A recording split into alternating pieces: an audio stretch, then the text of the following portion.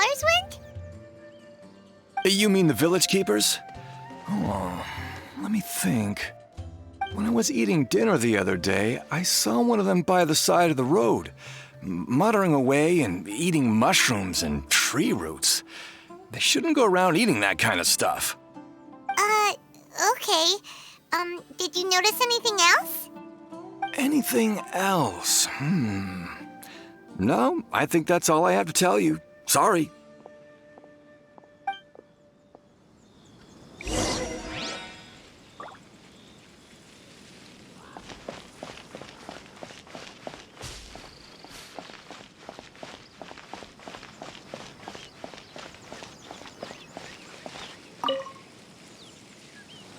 The scholars that have gone missing. Have you seen them? Those eyes.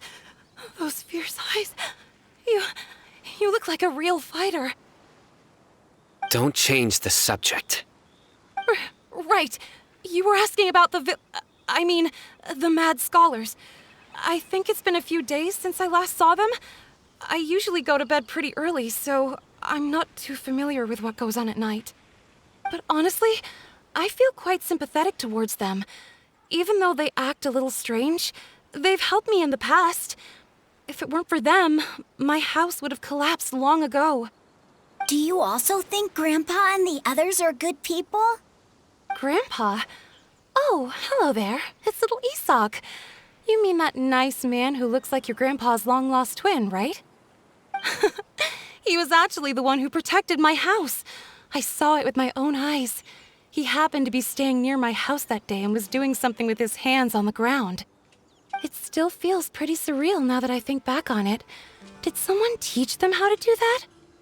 Well, whatever the case, I'll always be thankful to him and whoever taught him to look out for others. I'm pretty sure that if I ever went mad, I wouldn't be able to do anything like that. Gotcha. Thank you.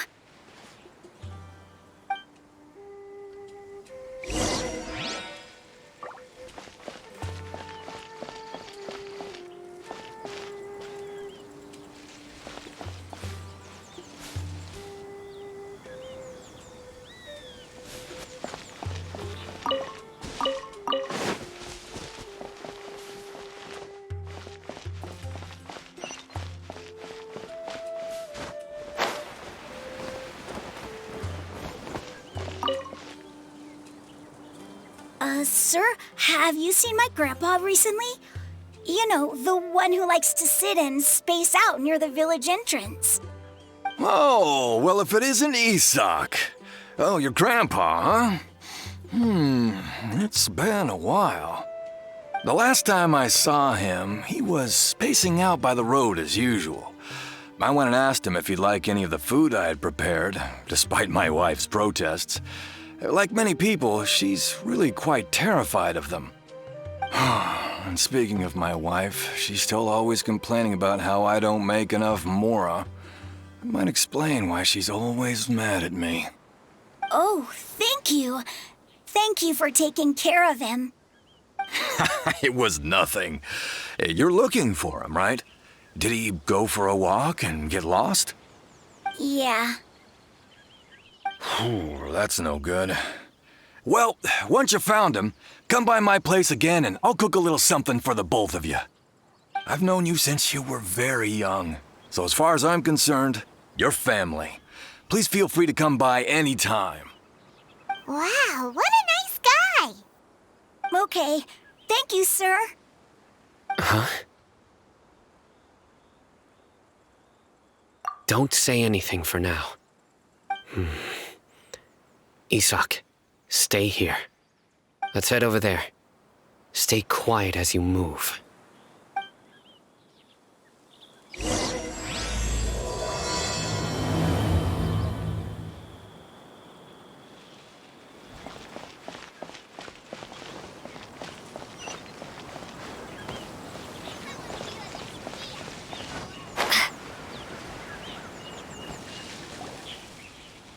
Listen, see if you can make out what they're saying.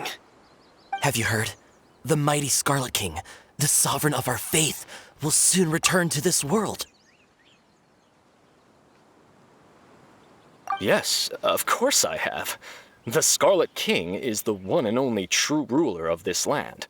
I've never believed in any other gods. Still, you say he's coming back, but it sure doesn't feel like life's about to change around here anytime soon. What's your proof? Haven't you noticed? The village has been getting more deranged scholars than ever. Delavar was saying that many people also went insane just before the fall of the Scarlet King's civilization in ancient times. We don't quite know why, but it seems like there's some sort of connection between insanity and the Scarlet King. Isn't it a sign of the Scarlet King's power that all the mad scholars have disappeared? If you ask me, they must have been chosen as the final sacrifice for the Scarlet King's resurrection. Huh. Now that you say it, that does make some sense. Does this mean our lives are finally going to take a turn for the better? Exactly. Those city folks will get what's coming to them. Now, repeat everything you've just said from the very beginning. Huh? Who are you? Where did you come from? My patience is running thin. You heard what I asked.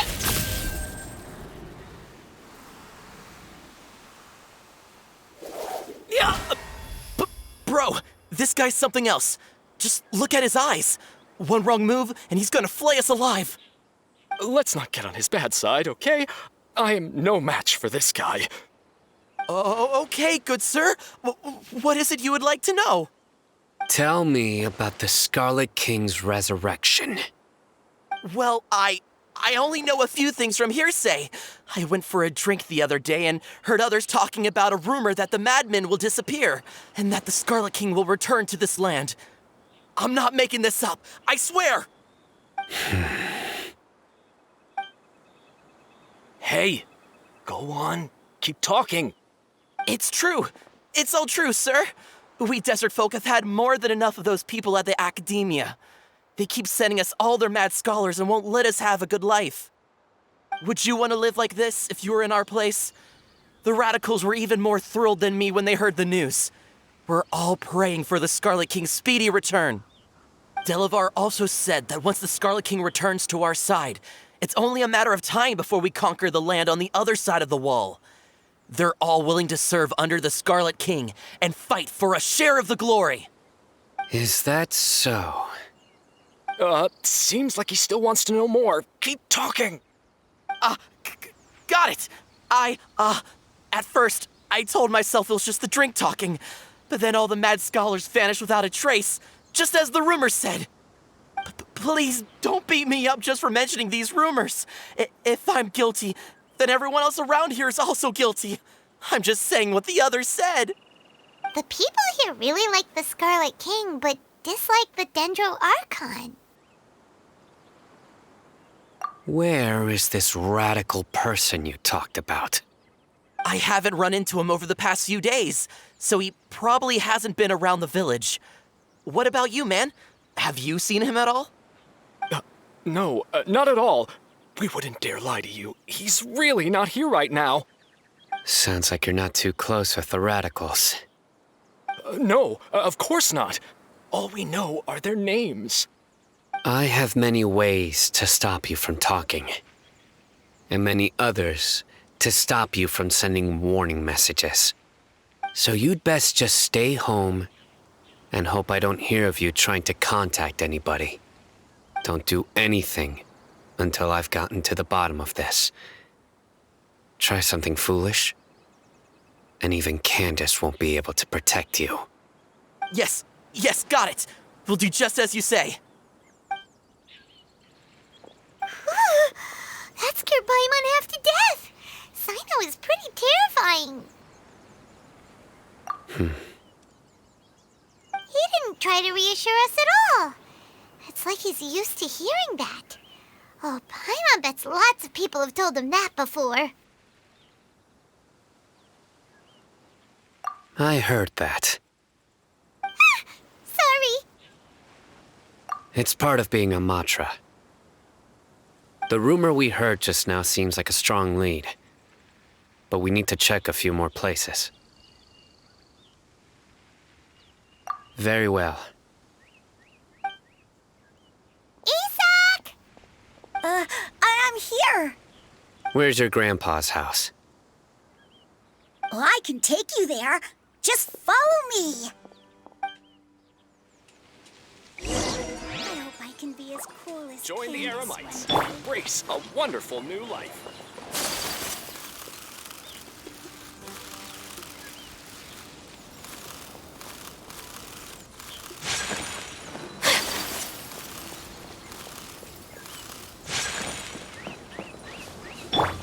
Grandpa? Oh, he likes to be alone. Sometimes he stares at the sky in a daze, and other times he just pokes at the ground with his fingers. Every now and then, he yells out at the top of his lungs, so a lot of people are really scared of him. But he's a good person, really. I know he is.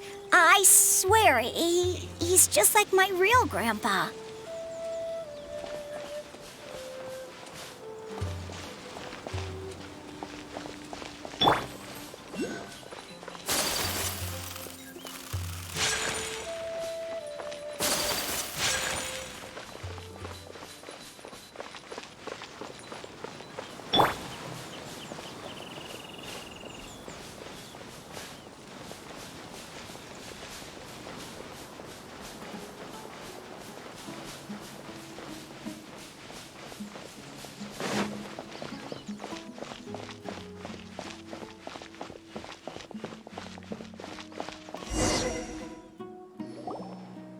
Well, this is where Grandpa usually stays.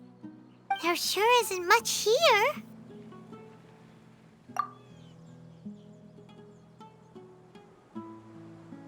No. Incense? Please don't say it's the same one as before. But are you okay? Are you getting dizzy or need to lie down? There's a scent that you can sense, but I can't. A certain traveler here once passed out from that smell. Thankfully, Tainari saved the day. And then he gave us a long lecture to explain all about how it worked. So, you know Tainari? Huh? You know him too? Are you two friends? Yes. Now that I concentrate, I can also make out the scent of incense. Wait, surely Tainari didn't lecture you too. No, no need. Did you first encounter this scent at Tainari's house? In the forest. From a scholar.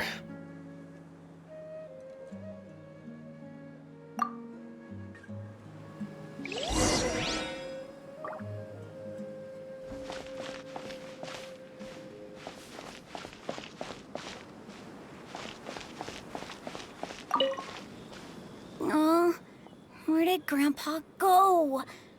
Please come home, Grandpa.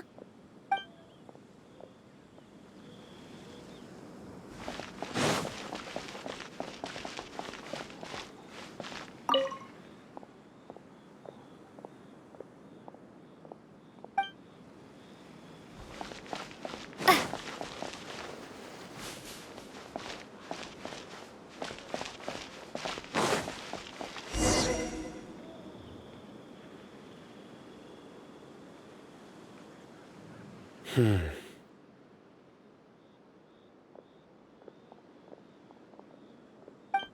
are you looking for, Sino? Here it is. Take a look right here.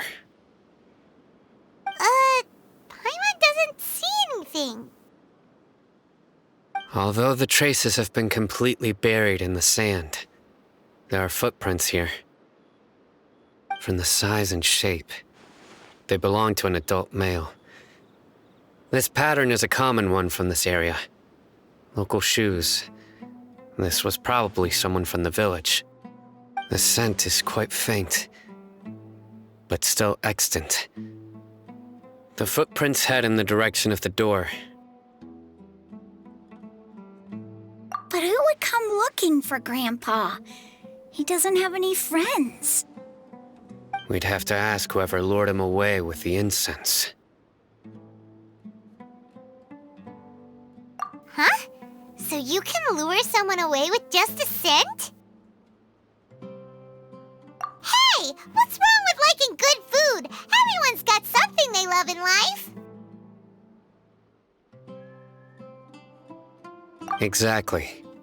Most scholars are fond of incense, since the smell supposedly helps them clear their minds and discover new knowledge. Even deep within the clutches of madness, they still yearn for their knowledge-seeking days, and will follow the scent whenever it presents itself. No, Grandpa. So, someone's taking advantage of their weakness? Huh. Still, why would anyone want to abduct all the scholars? Are the rumors really true? Could the disappearance of all the mad scholars have something to do with the radicals? It's highly likely. Please, you have to save my Grandpa. Grandpa's never done anything wrong. Please help him. Sounds like we'd better help get him back. Don't you worry, Isak. We won't let whoever took him get away with it. Let's head to Aru Village and inform Candace and the others about what we learned here. After that, we'll set off to find the scholars.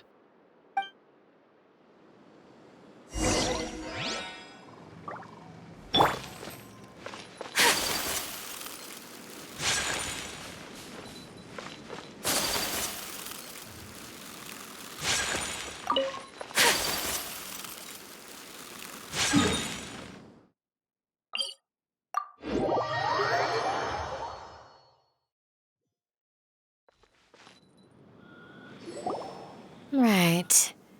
The darker fabric definitely looks a lot better. That'd be my choice, too. We're back, Candace! We've got a lot to tell you. Ah, welcome back. Sounds like everyone's friends already. Oh, Dia's here, too! You bet. So, everything goes smoothly? Reasonably.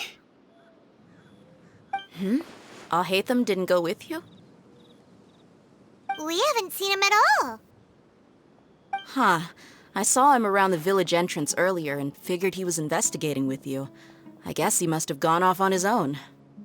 Did you find out anything useful?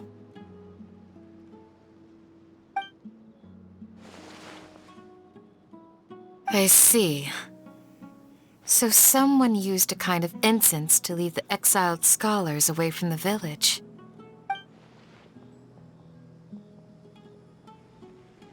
The resurrection of the Scarlet King? First I've heard of it. Far as I know, the kind of incense you just mentioned is only popular beyond the wall. Scholars are fond of it, but as you can see, there aren't many scholars still studying around these parts. No seller would be able to make a profit here. Not to mention, making incense is a labor-intensive process. You won't see anybody in the desert with the patience to make or sell something that requires that kind of effort. It seems someone from beyond the wall must have been supporting this. Makes sense. So what should we do then? Do we go back to the academia and search for leads there? If it was any other day, that would be your next logical step. But today, you've got me on your team, so you get an extra tip. Didn't you say that the villager got his news from the tavern? Well, I also like to drink at the tavern, so I know a thing or two about these radicals he mentioned. If Paimon remembers correctly, the leader of the radicals is some guy called Delavar. Ah, yeah. Delavar, the scar-riddled bandit, Engur, the wide-eyed butcher, and Jabari, the duck-tailed bearded crook. The whole lot of them are known around these parts.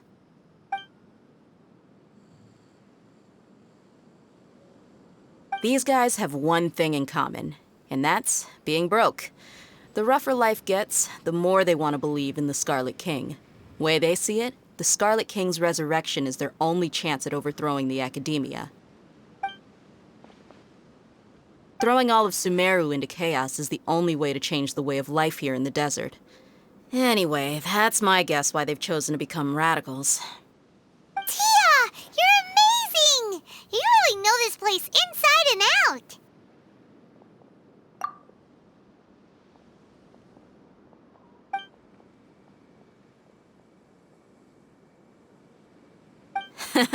No merc can afford to slack off on gathering intelligence. Every mora I've spent in the tavern has been a valuable investment. Let's head out. Now hold on, you're staying right here, Sino. Why? Aru Village is not a big place. Outsiders stand out here like a sore thumb. I'd bet word about you has already gotten out.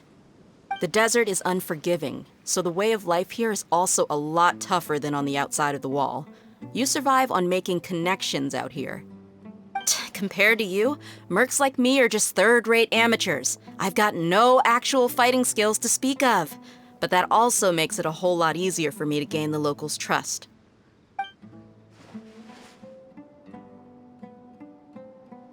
I need to go around and ask some questions, but it'll be difficult if you're with me. Fine. Good, then we've got a plan. The Traveler and Paimon will go to Caravan Rebot with me, and we'll try our best to figure out where the Mad Scholars have been taken. Sino, you'll have to stay in the village and continue investigating on your own. All right, sounds like a plan.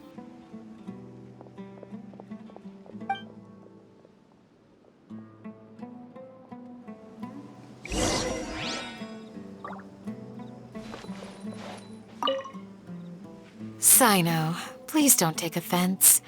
I'm sure Dia just wants to help everyone solve their problem as quickly as possible. That's why she can be so straightforward at times. I don't mind. Ah, I see. Well, from the way you were staring out into the distance, I thought you might have been mulling over Dia's words. No, I'm used to being treated that way. It's natural to fear strength. I take no objection to it.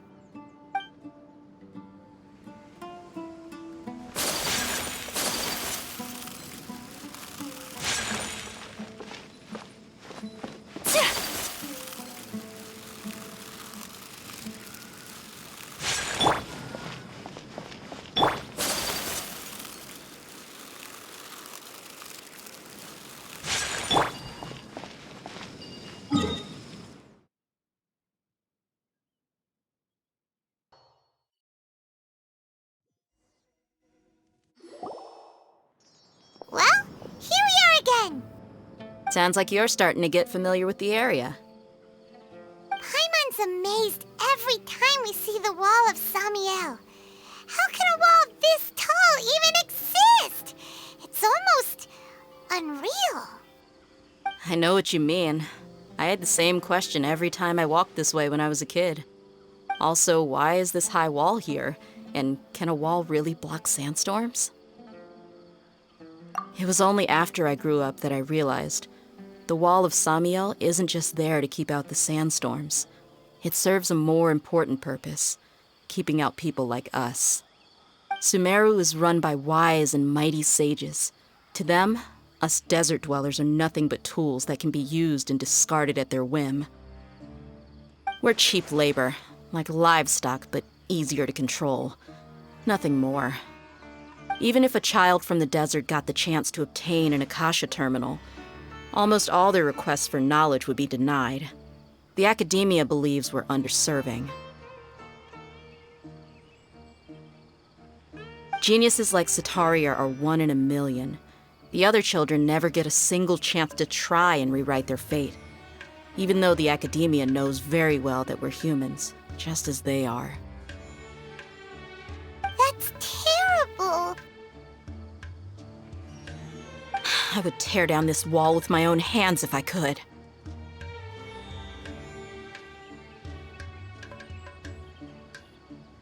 Hey, Dia. You're not thinking about doing anything scary, are you? No, not at all. This place just gets me thinking, that's all. Besides, we're here to procure information, aren't we? Yep, we gotta catch those. Shh! Caravan Rebot is crawling with people, so be careful what you say. We don't want anyone to find out what we're here for. Our mission started the moment we arrived here. Let's go check out the tavern. Maybe we'll find someone I know.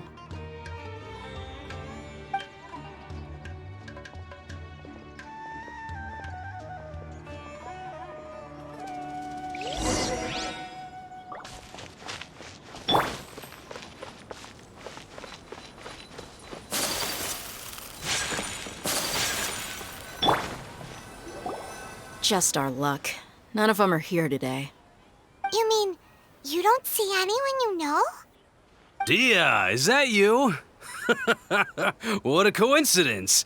You here for a drink too? Zaki. Finally, a friendly face. Oh, and who do you have with you here? Guests from another land? Hello. I'm Zaki. Dia's, how would you put it? Drinking buddy? We've had drinks together a few times. You could say we go back a ways. Anyway, as far as my friends here, they aren't too shabby, are they? You rarely see any Outlanders so friendly and respectful nowadays. Absolutely. Much better than those people on the other side of the wall. So, Dia, are you looking for someone? Yeah. Have you seen Enger, Delavar, or Jabari recently? Of course I have. Matter of fact, we were all here drinking together just a few days ago. I've got a spice trading deal from another nation. I thought maybe Delavar and his friends might be interested. Know where I could find him? Ah, how thoughtful of you. Then I assume you also know that Delavar's been having a hard time making ends meet these days, so you came here to help him out? Hey, keep it down. Let's just say I prefer to keep this deal a secret.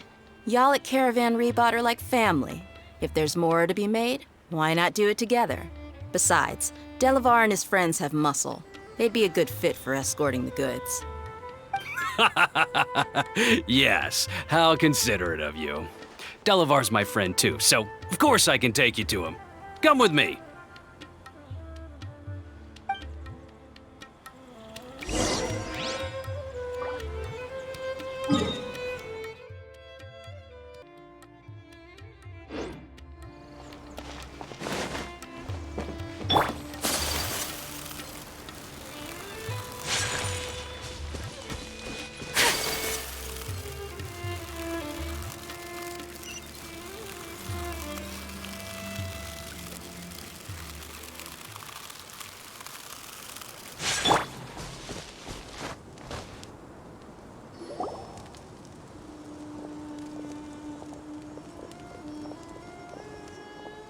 Are we there yet? Yep, this is the place. This place is practically deserted. What are they doing in a place like this?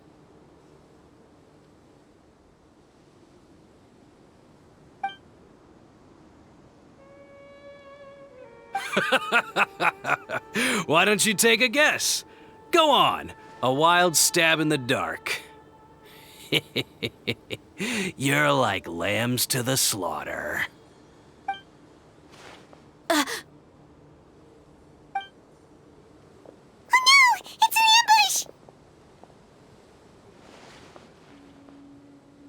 ambush! What's this all about, Zaki?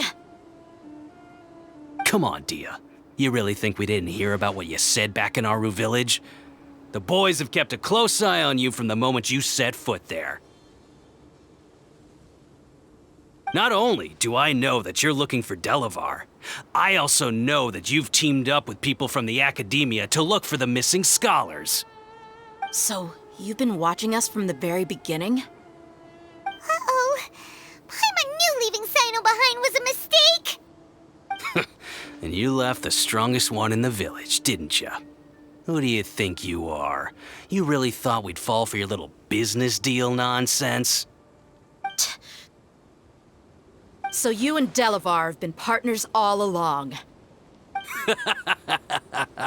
Dia, I guess it's only natural for a traveling mercenary like you to be out of the loop.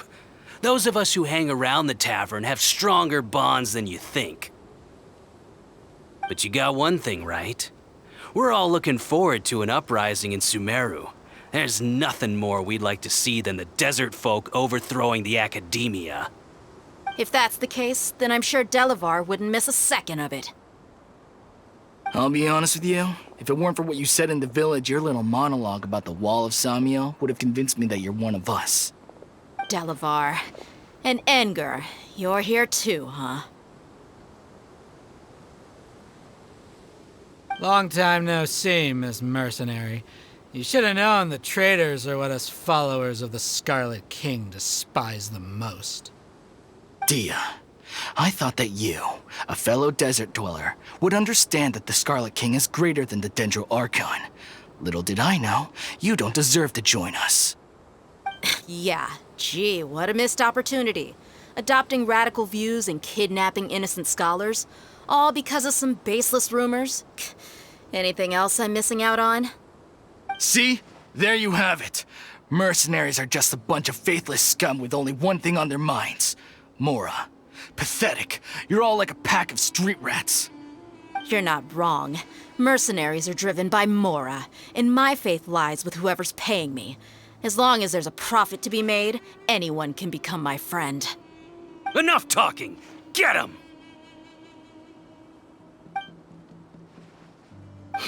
Just as I expected. Let's teach him a lesson, traveler.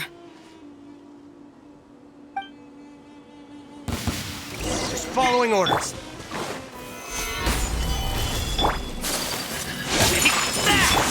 Boom! Ha!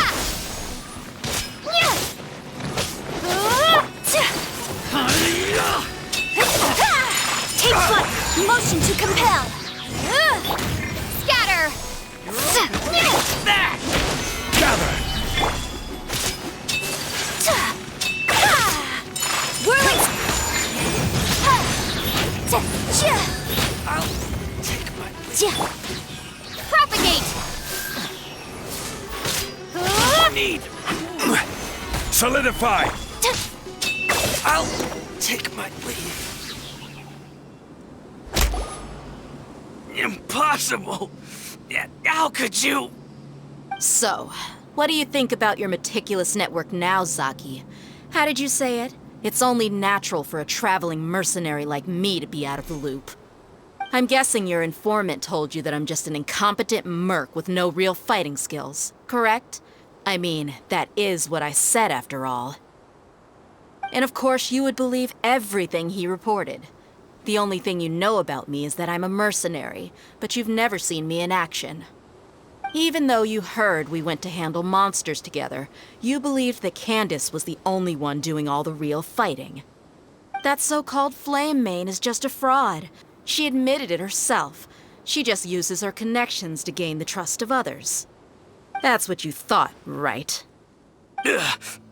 You lied in the village because you figured that we'd have people watching you. And you were stupid enough to fall for it. I figured as much the first time we drank together.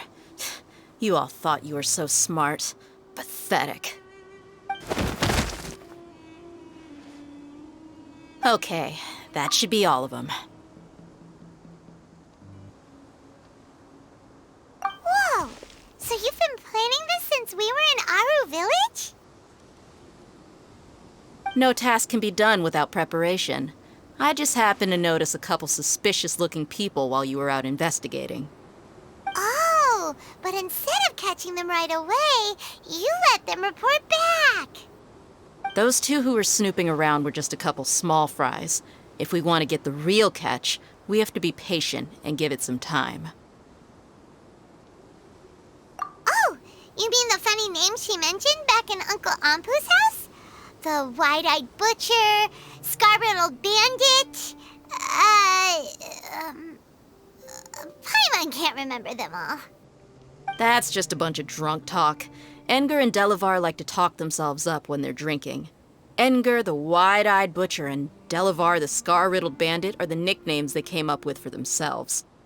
Alcohol has a way of making people share what they really think. So Edgar and Delavar are always rambling in the tavern about how the Scarlet King is a superior deity.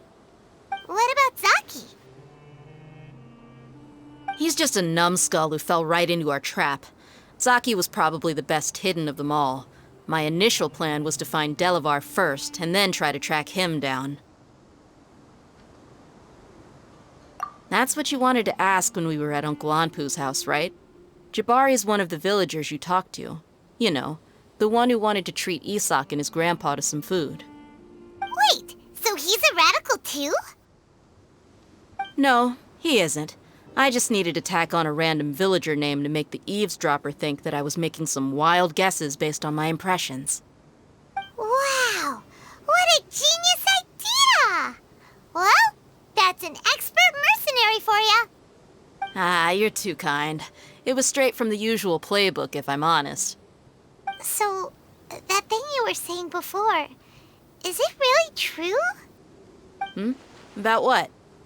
About how mercenaries only care about Mora, and that anyone's a friend as long as there's a profit.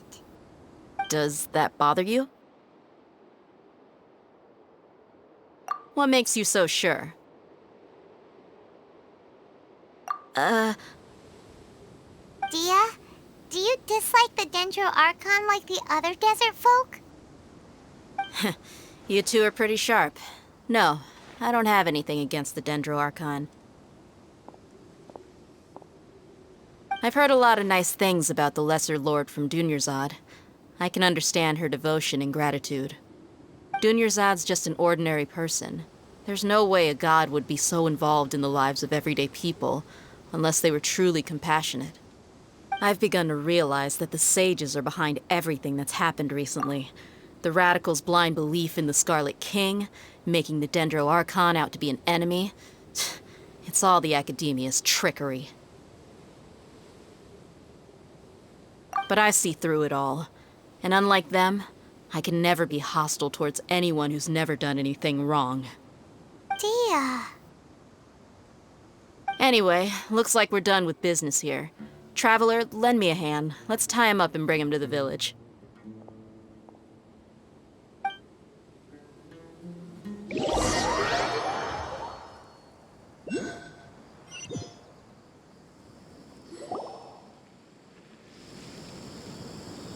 This should be all of them.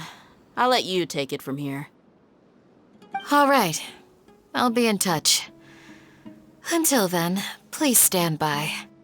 Candace, do you need any help? Candace will be okay on her own. I trust her, so you can too. She's been guarding Aru village for quite some time now. If anyone is qualified to question the offenders, it's her. While I'm questioning them, why don't you pass some time by exploring the area? I'll meet you back here tomorrow morning, Traveler. As for these idiots, let's just hope they live to see another day.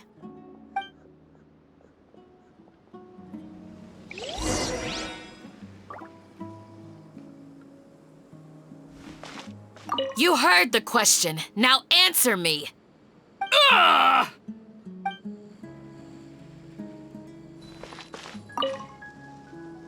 Candace is an expert at dealing with people like this. All we have to do is wait for her word.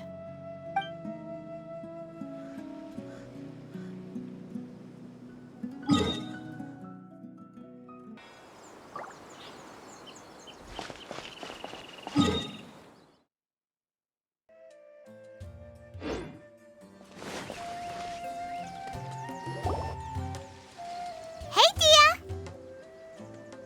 Right on time. We'll know any moment now. Paimon's been wondering. You seem to know Candace pretty well. Have you been friends for a long time? We've known each other for some time now. She's a pretty interesting person. Even though she's an extremely strong warrior, she never misuses her powers against others. Oh, Paimon knows what you mean. Like a lot of martial artists say, never take the fight outside the ring. Yep, I guess you can put it that way.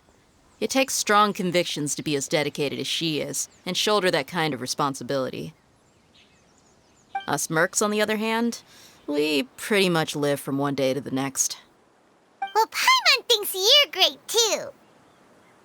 Really? Thanks for that.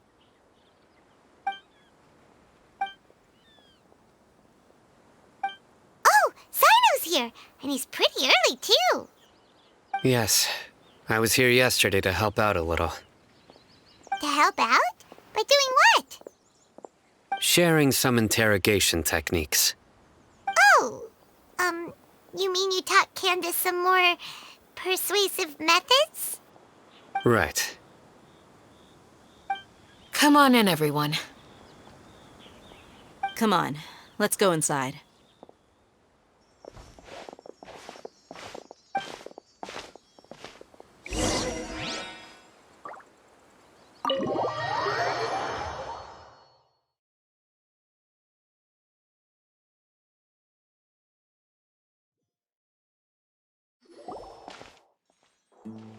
Candace, whoa, you look furious. Do I? Huh. What gave it away? Oh, there's no mask that can hide true bloodlust. Cover up your eyes, and it'll still show itself at the corners of your mouth. Perhaps I need to work on my composure. Still, it's perfectly understandable why I'm angry. I'm sure everyone present would agree. Yes, ma'am. Please, don't beat us anymore. We're gonna die. Well, looks like Sino taught her well. You fear death yourselves, yet you do not hesitate to place the lives of others at risk. The absurdity is mind-boggling. The ones you call mad scholars are known to us as the Village Keepers. They are vital members of our community, and some even count them as family. You come here, to my village, and you treat my people as nothing more than stepping stones towards your goal. Tell me, what would you do to you in my position? Mercy! Please have mercy! You've made your bed. We may both be desert dwellers, but there is one thing that I understand better than you. The resurrection of the Scarlet King will only result in war.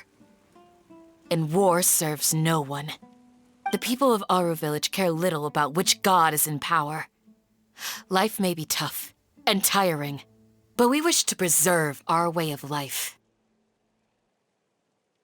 A war would only cause us to lose all that we have. And that is not a responsibility that you can afford to shoulder. We understand. We're sorry. I'll tell you everything I know. Please, just let us go. I'm listening. You might not believe this, but it wasn't us who came up with this idea. Someone was spreading rumors in the tavern. That's how we ended up hearing about the Scarlet King's resurrection. Some mystery man told us that mad scholars will make the perfect sacrifice to usher in the Scarlet King's resurrection. They give their lives, and we can get anything we wish for. They're called Village Keepers. Slip up again, and you'll regret it. Yes, sorry. It was all that mystery man's doing. He told us to spread word about the Scarlet King's resurrection and talked us into helping him. In return, he said he'll help facilitate the resurrection process. I'm not sure. That's one. Huh? One what? Strike. You get a total of 3. Then, you die by my hand. Wait, I'm telling the truth. We don't know anything. It was all him. 2. He got us to lure them out of their houses in the night with some kind of incense. We take them to a junction outside the village. Then the mystery guy takes them from there. You gotta believe me, please. I'm telling the truth, I swear. Just ask them if you don't believe me. That was indeed the truth. Traveler, go on.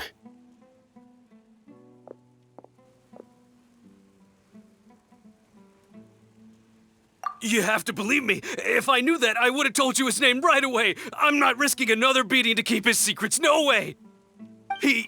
That guy, he wears a cloak, and he's always careful to cover his face. He calls himself the Scarlet King's envoy. I believe I may know what's going on. Uncle Anpu? What do you mean?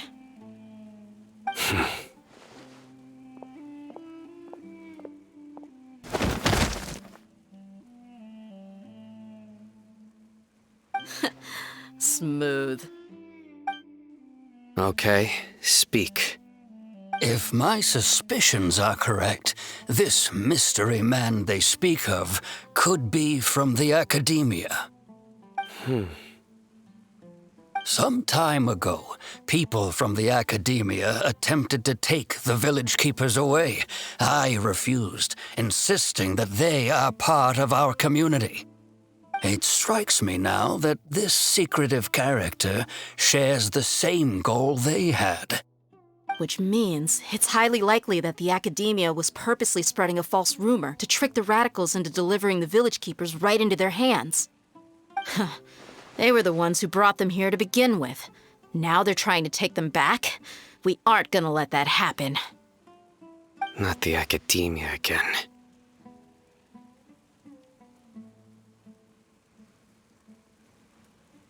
Just as I thought. But what could they want with the village keepers? People are nothing but tools in the eyes of the Academia.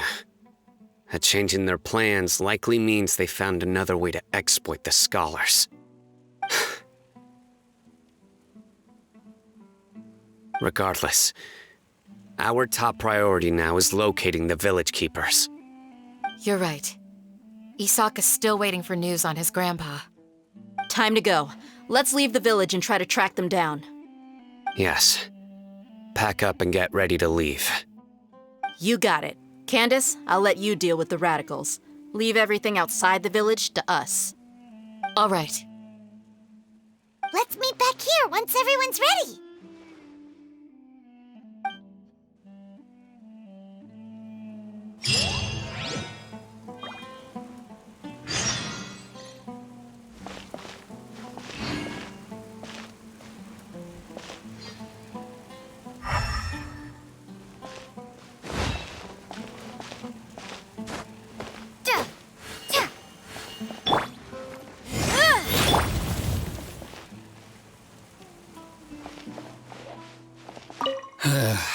I just hope everyone's all right.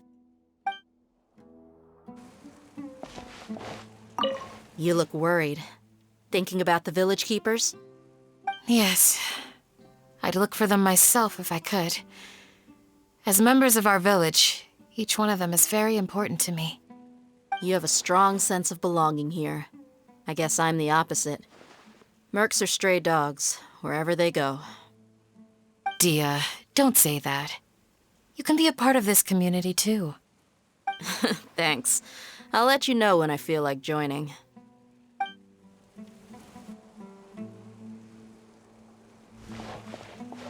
What scheme is the Academia brewing now?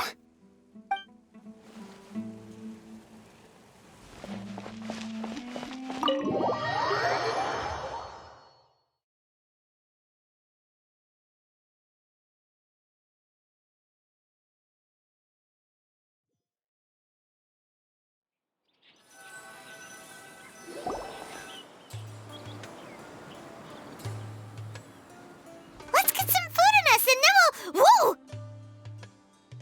Where did you come from? Well, as you can see, I am merely sitting here and reviewing what we have deduced thus far. You were gone for ages! And now you're suddenly sitting here musing to yourself? Where have you been anyway?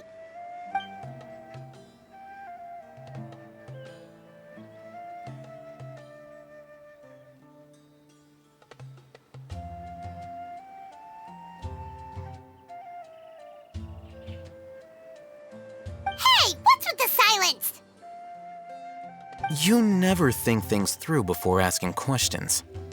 I'm giving you some time to make up for that. Paimon's so mad! Paimon's gonna give you an ugly nickname!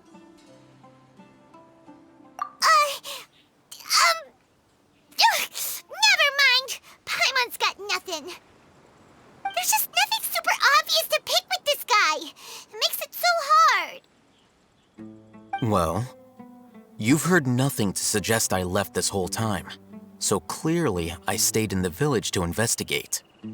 Anyway, you plan to leave Aru Village and keep searching for the truth of this matter, yes? Yep. We're not gonna find out anything more by staying here, so we thought that we might as well take the search elsewhere.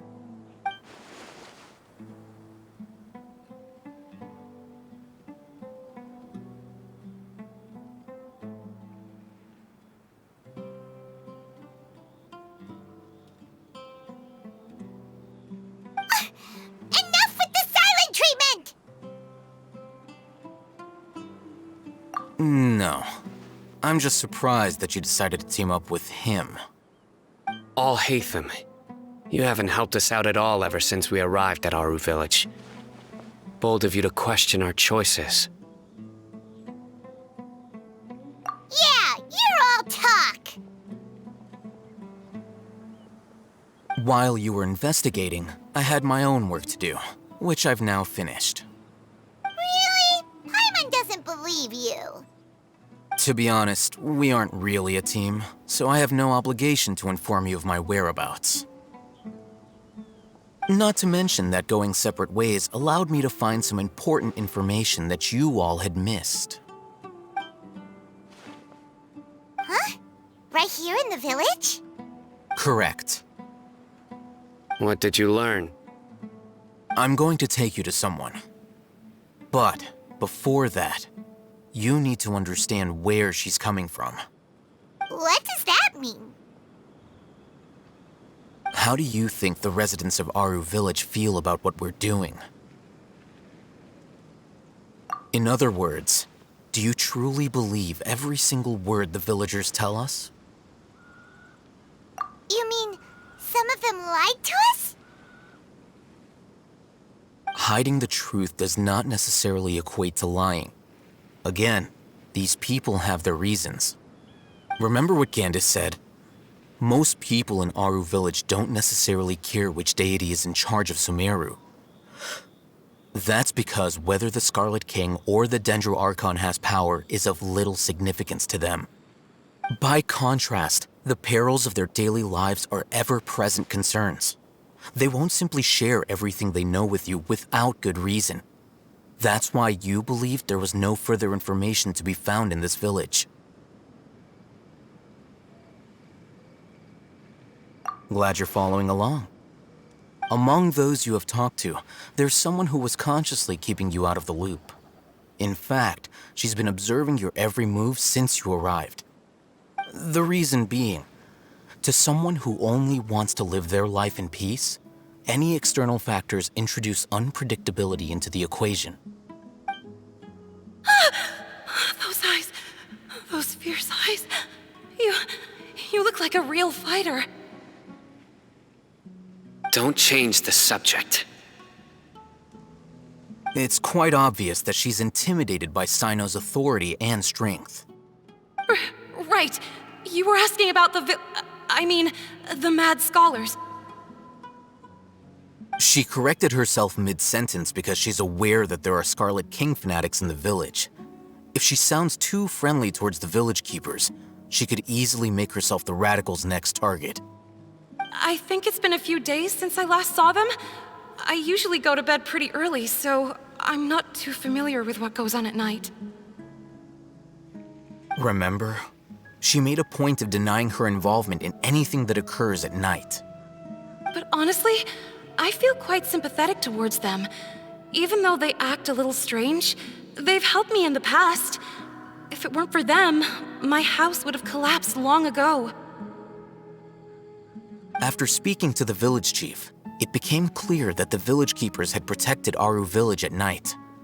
In other words, the young miss was very much awake during that time. Then why would she lie? By getting involved with an outsider, she risks drawing unwanted attention to herself. As for why she might be so wary about all this, maybe you should ask her. I'll pass on this one.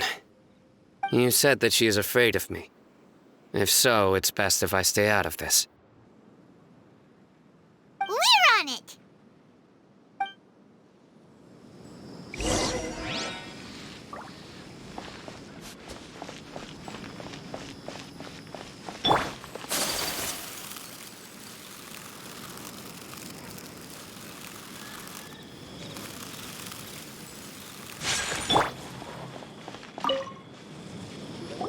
Miss Shawnee, as we discussed earlier, I've brought someone with me.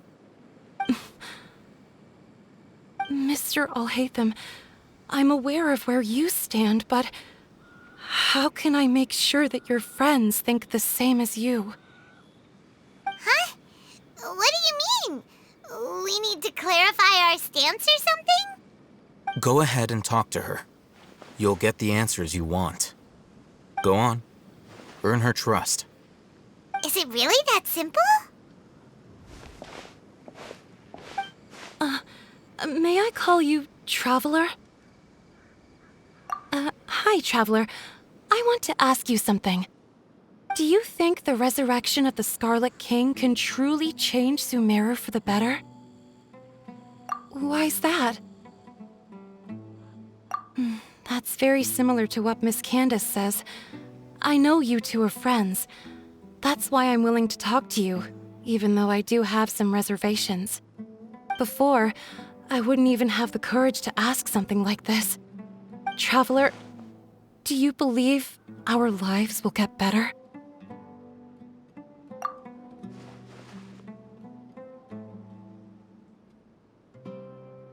Yeah! We came here from another nation, so it isn't wrong of you to be weary. And we aren't really residents of any one nation.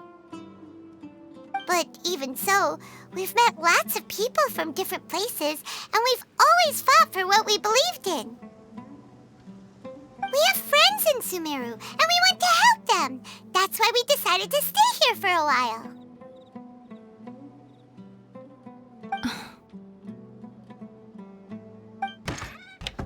I want to trust you. My apologies for posing my questions like that. To be honest, I didn't expect you to come back for more information. Alhaitham told us you have your reasons. It's okay. We understand.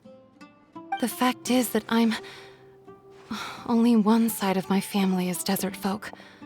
I don't really fit in anywhere in Sumeru. Some believe in the Dendro Archon, while others believe in the Scarlet King. I don't belong to either side, and neither side would want me. Speaking of which, the radicals mentioned that they despise traitors. Do they just think that anyone who's different from them is a traitor? Yeah. Some people can be so narrow-minded when it comes to bloodline and beliefs. It makes no difference what I say or how I behave. I'll always be suspected of having ulterior motives. Slowly, I just stopped talking to people. I pretended not to hear or see anything. All I want is to live my life in peace. And then it happened. The village keepers who had helped me disappeared with no explanation, and I didn't dare breathe a word about it to anyone. Until now. You can tell them. I'm sure she'll keep your secret. All right. I'll tell you what I told Alhaitham. I actually have a sharper sense of hearing than most. Sometimes, I hear strange crying sounds in the night. There are ghosts? Perhaps. I'm not sure. It's faint, but it's definitely the sound of crying. It comes from far away in the distance, and always carries very raw emotion. It used to be louder and more frequent, but ever since you arrived in the village, it doesn't seem to happen as often, and when it does, it's much quieter. I have to focus really hard to make it out. I confirmed this with the guards on night duty. They also have someone with a good ear, and he's heard similar sounds at night. But because we're in the middle of a desert, he would rather believe that they are the cries of beasts than ghosts.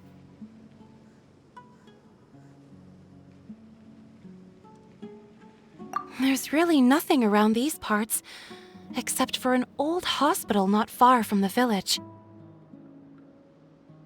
I think they used to use it for treating Elazar, but it's been abandoned for years. Yeah, let's go!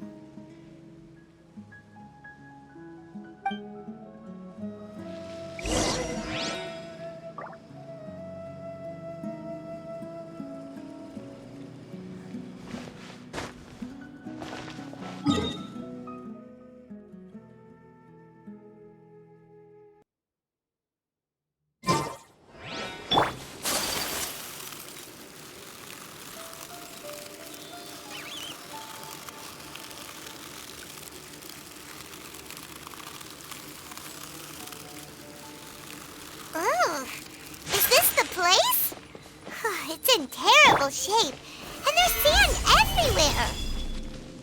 Empty and forgotten. An ideal place to hide people. Ah! Monsters! Watch out!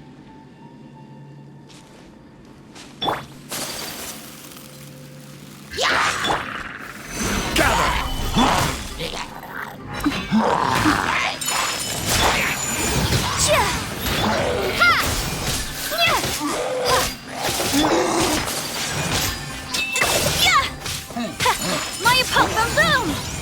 Ha! Cha! Ha! Ta! Cha! Ta!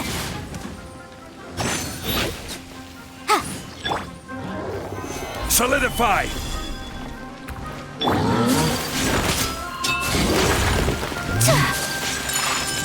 Motion to compel!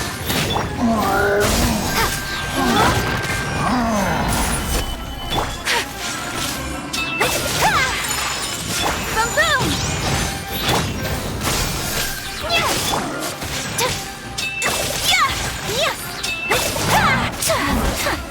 Take flight! Incinerate! Gather! Propagate!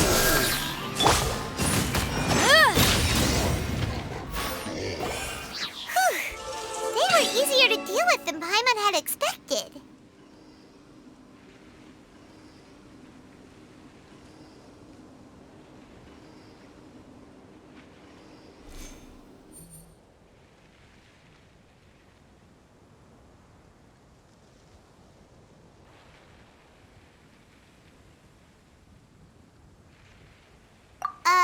Super strong bandits?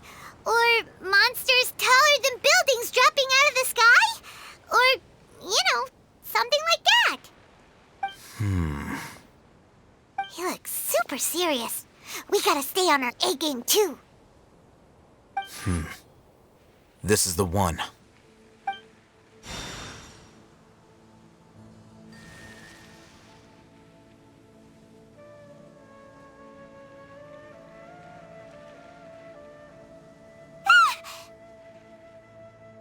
Let's go in and take a look.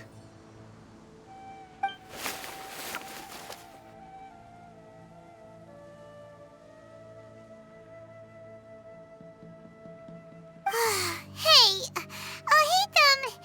we haven't found Squat. Are you sure we aren't wasting our time here? Patience. Shawnee says she only hears the crying at night. We have time to burn. Until then,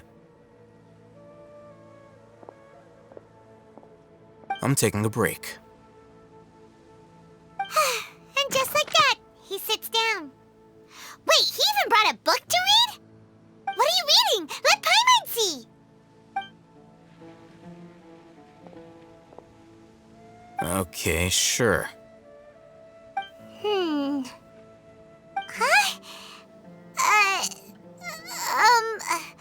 The natural position, which is the positional propensity of an entity in natural motion in contrast with an object in forced motion? Huh? When free from external influences, every entity displays the tendency to follow its natural trajectory? So, you got that? Oh, Paimon gives up. You keep reading your book. See ya! How is he so relaxed? Look at him, reading an impossible book in a creepy place like this.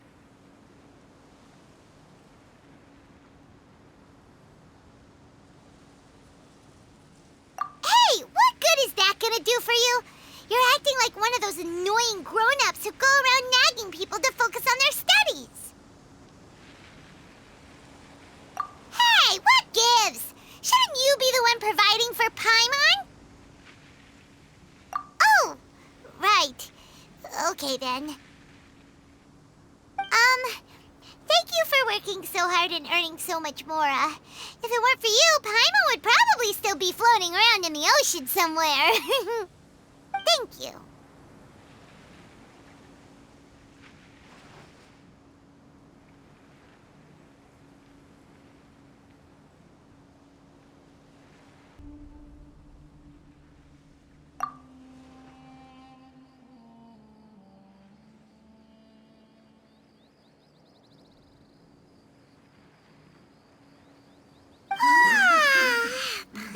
getting so sleepy. Huh? What was that sound? There it is. It's coming from that direction. Is the sound coming from here? Huh. Paimon's not seeing anything.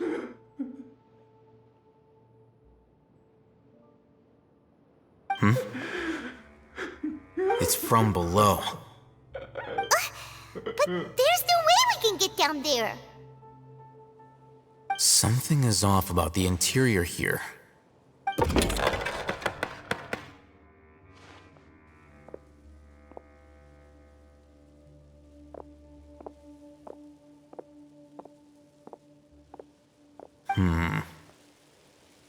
As I thought, there's a hidden structure. Wow. It's like they tucked another hospital into this one. Oh, it looks like there are other mechanisms around here. Let's keep exploring.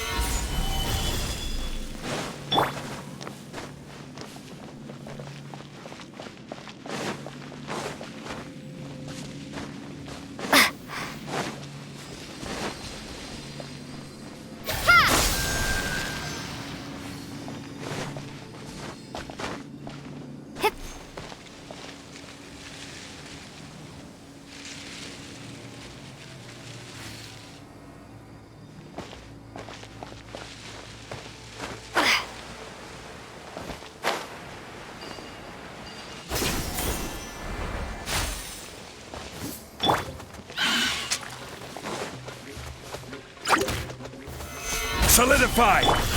My apologies! Scatter!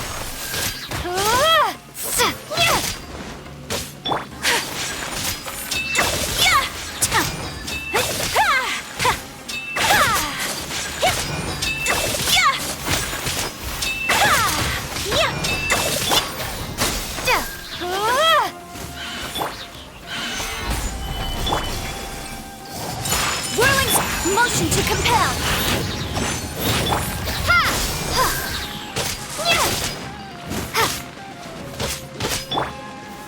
Stabilize!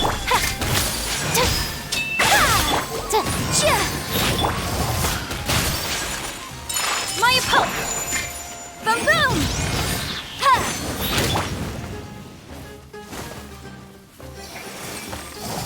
Gather!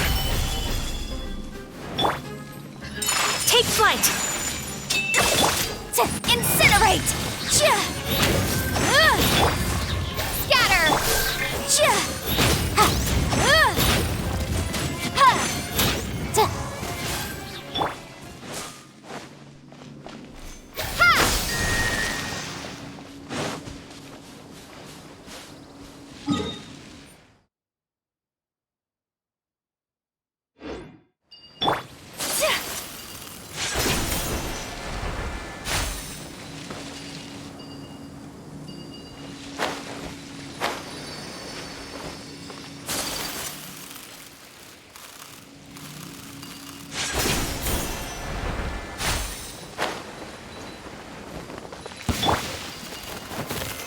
Stabilize!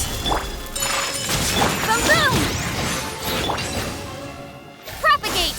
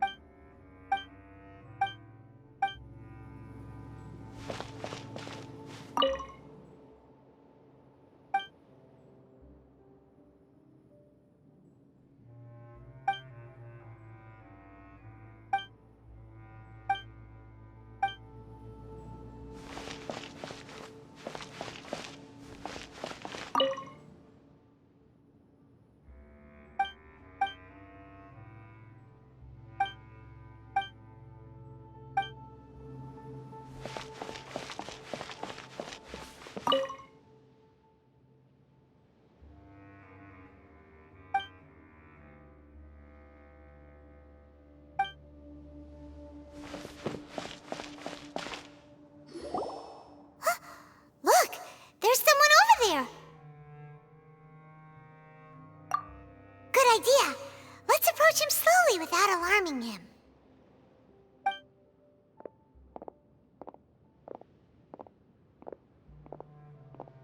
Wait.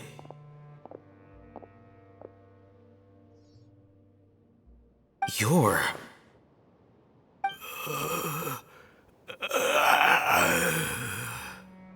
He can't speak, and his eyes are unfocused.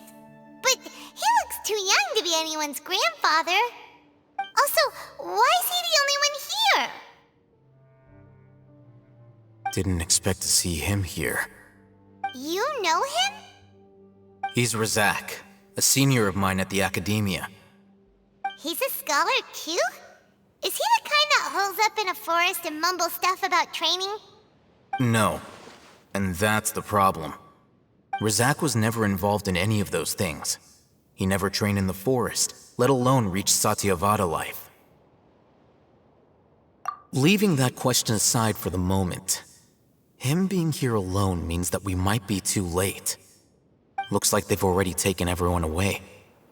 For whatever reason, they left Razak here. Perhaps they simply didn't have time to come back for him. There are drag marks on the ground. They're clearer by the doorway. Someone was forcefully drawing a cart that was loaded with something heavy. Loaded with people? That is one possibility. It looks like they were in a hurry, as if they were afraid of being caught. In their haste, they failed to notice Razak hiding in a corner.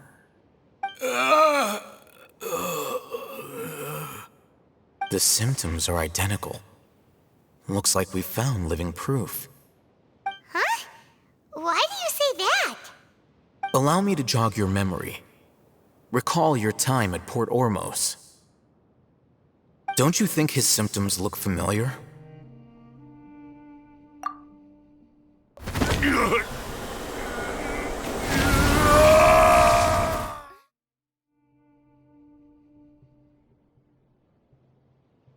Oh, now that you mention it, they're acting the same way. Correct. The Academia is behind all of this. It isn't difficult to deduce their rationale. First, the Academia spread a false rumor of the Scarlet King's resurrection, emphasizing the role of the village keepers, the mad scholars who were exiled to Aru village. These rumors were all the persuasion that the radicals needed, and those based in Aru village leapt into action. Unbeknownst to them, of course, through rounding up the scholars, they were actually helping the Academia. As well as being able to exploit the radicals for their own ends, this scheme has one further advantage to the Academia. All the risks and responsibilities are offloaded onto the Scarlet King's followers. Life for the desert dwellers has been brutal ever since the Scarlet King's death all those years ago. Beneath the surface, feelings of desperation are widespread. Many would give everything they have for the prospect of something better. Anyone looking to exploit that for their own ends simply needs to make a few empty promises. Even if complications arise, people will see that those involved are all followers of the Scarlet King and look for no further explanation than differences of belief. A deep-seated mistrust of the desert and everyone in it by the rest of Sumeru will make sure of that. The notion of an Academia plot wouldn't even cross their minds. It may seem like a simple strategy, but it is able to work wonders under Sumeru's current circumstances. Oh, that makes a lot of sense. It's in line with the village chief's theory, too. But there's still one very important question. Wasn't it the Academia that brought the scholars to Aru village in the first place? Why does it want them back now? Throughout this process, one thing has changed. The scholars' identity. First, they were scholars. Then, they became lunatics. After that, they were exiles. And finally, they become missing persons. An exile is still patently a living, breathing human being. But when someone becomes a missing person, that is brought into question. If you can't find someone, you have no way of knowing what exactly happened to them. That makes missing people an ideal resource. Resource? For what exactly? One possibility is that the information in their brains could be extracted into knowledge capsules. Extracted? You mean canned knowledge comes from people's brains? With the technology of the Sumeru Academia, it's entirely possible. Perhaps the process caused them great suffering, which is why they cry out in the dead of night when no one is watching them. So, the human brain... Nope, nah, Paimon doesn't want to think about this. I'm the Academia scribe, after all. I'm familiar with their projects. Anyway, judging by Razak's state, the contents of a divine knowledge capsule were extracted from his mind, but something went wrong in the process. Or perhaps his curiosity got the better of him, and he used such a capsule for himself. Paimon's a little confused. Can they just use anyone's brain?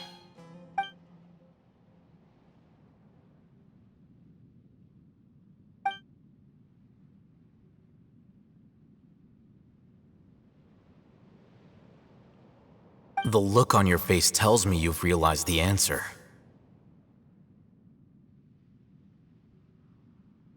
That's right. To some scholars, gaining knowledge about the gods is their entire life's pursuit.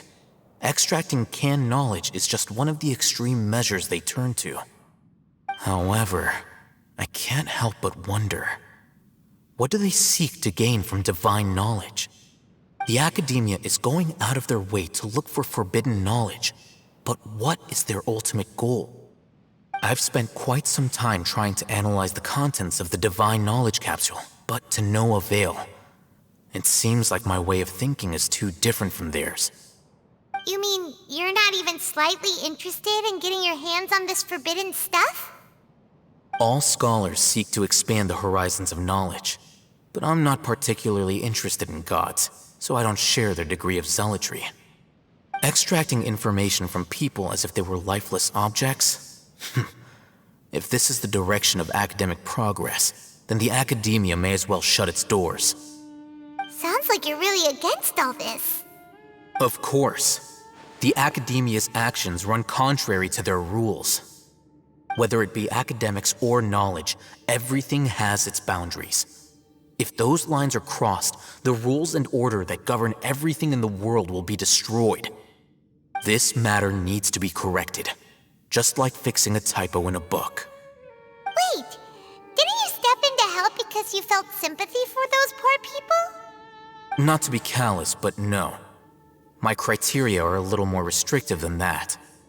There is no shortage of suffering in Sumeru, and the same can be said for the rest of Teyvat as well. What do you plan to do about that? Save every last person? Probably not. Paimon's not sure. You can say that. Simply put, I don't blindly place my faith into strength or heroism. I do what I want. The divine knowledge capsule is something I want to investigate in full. That doesn't mean I'm willing to take action for the sake of a few strangers.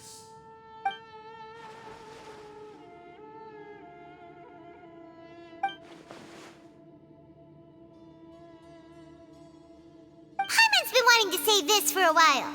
There are a lot of bad guys in the Academia, but you're not one of them. You're their weirdo. You're probably right. Though I must say, I quite enjoy this feeling of being the odd one out. Uniqueness is also an asset, is it not? Wow, that's a great way to think about it. Paimon's really impressed. If only Miss Shani had a similar mindset, her life would definitely be a lot easier. I'm just a more likable person than her in general. There's nothing more to it than that.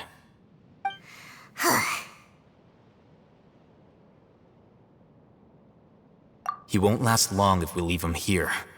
Let's take him with us. We'll work out our next step after we return to Aru village.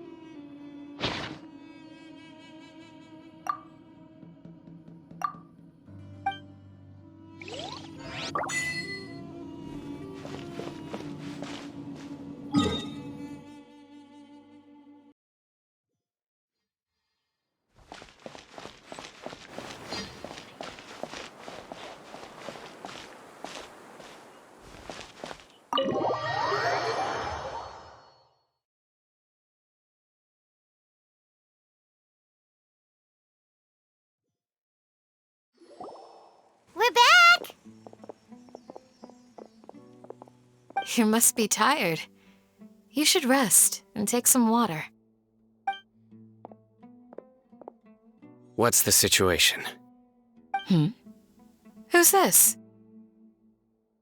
Unfortunately, somebody who's too young to take on the role of Isak's grandfather. Nevertheless, he's one of the people we're trying to find.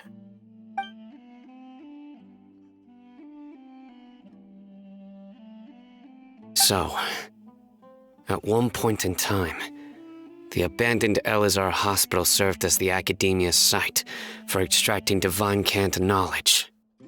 Yep, pretty much. Their plan must have been implemented at some point before we arrived at Aru Village, since divine cant knowledge has been in circulation for a while now. Yet, they fled once we were headed to the village, almost as if they knew we were on their trail. Why is that? Yeah, why is that? We may have a mole in our midst. One of us could be secretly revealing our whereabouts to the Academia. Huh? Are our friendships that shallow? Looks like none of you have realized wherein lies the issue. Sino, you're the reason why they can predict our movements. Wait, what's that supposed to mean? Choose your next words very carefully. It is simply a logical inference. I have my reasons. So what you're saying is, Sino's the mole. Interesting. And here I thought you were the most suspicious one, Alhaitham, since you were always acting alone. I know. You have a point, but I realized something as we were returning from the hospital. Sino isn't like any of us. What are you trying to say? Do you still remember who you are, General Mahamatra?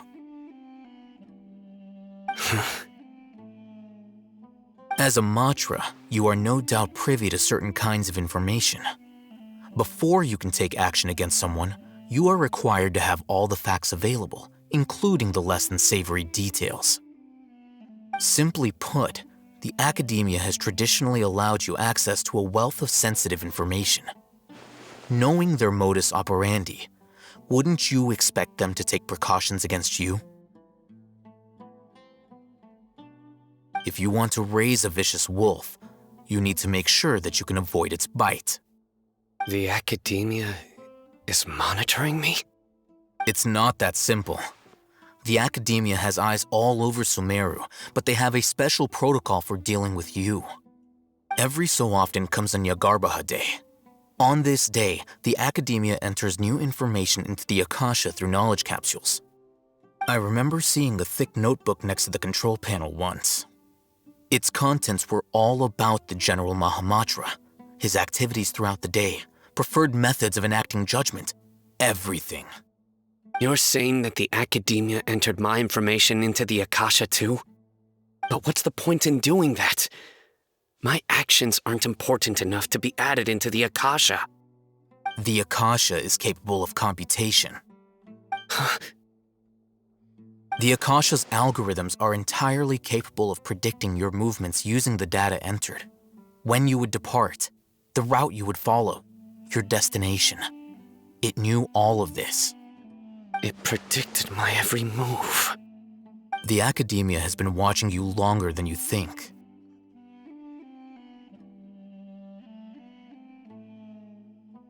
So that's how it is. Sino adheres to his principles so strongly that he's actually a thorn in their side. Tenacity of will and steadfast faith are worthless to the Academia. They need scholars who are easily pliable and mindlessly go after anything they can profit from. Sino, don't take it to heart. This just proves how much of a trustworthy ally you are. They escaped because of me. Don't blame yourself. It's not like any of us would have known. I have an idea. If they predicted my movements, then I might be able to guess where they went. Whoa, you bounced back fast. There is always an opportunity for safety after danger passes. Oh, so that's how it is! Paimon gets it now! If the Academia is trying to avoid Cyno, then the safest place would be...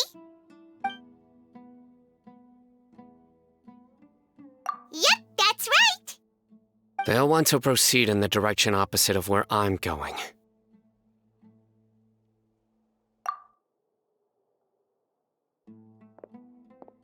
I must go.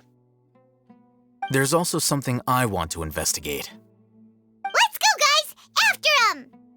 Please, wait! I want to go too! You want to go too? If so, you have to promise you'll stay safe. I want to find Grandpa. I promise I'll be careful and not cause any trouble. Everyone, I leave him in your hands. Yay! Let's go! Remember to pack some food with you! Paimon feels like we're missing someone, though.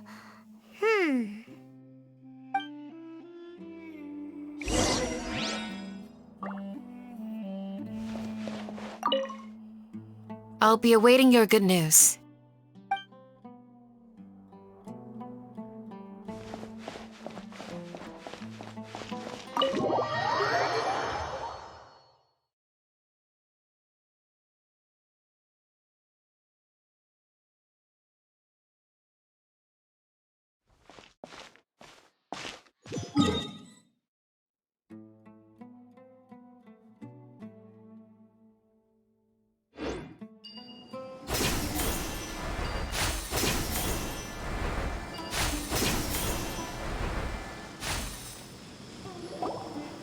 So, where do we go from here?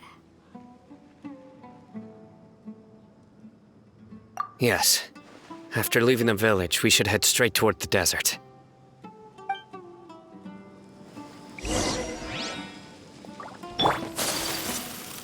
I know the desert like the back of my hand.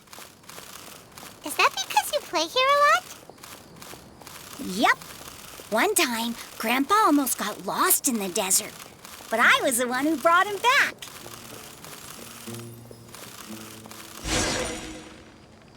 There's something here. What's this? It's buried in the sand. Looks like we'll need to roll up our sleeves and do some work. And Paimon thought running around everywhere was already enough work. Okay. So, we have to dig it out? Whatever's down there looks like it's buried really deep.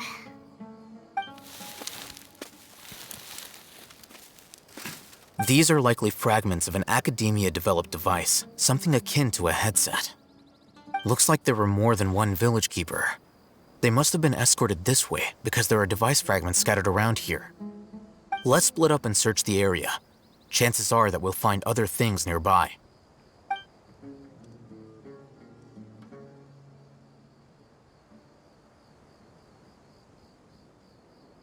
Is this what we're searching for? It looks kind of scary. This is definitely a device used to extract divine knowledge. How did it end up buried in the sand? That can't have been part of the plan. They must have been attacked along the way. Wait, what?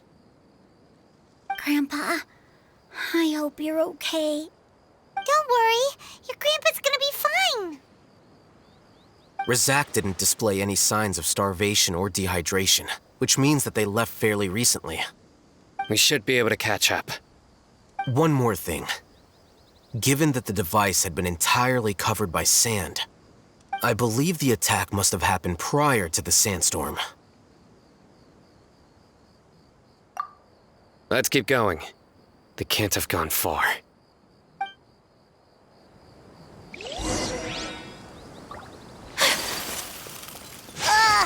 But running on sand is so tiring. But you're flying, aren't you, Paimon? Is flying over sand tiring too? Of course it is!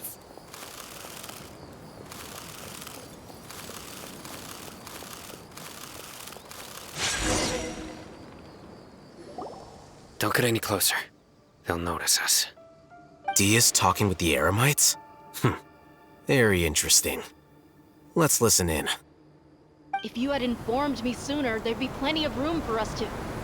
You're one of us. We would never lie. Scholars. You don't know as much as I do.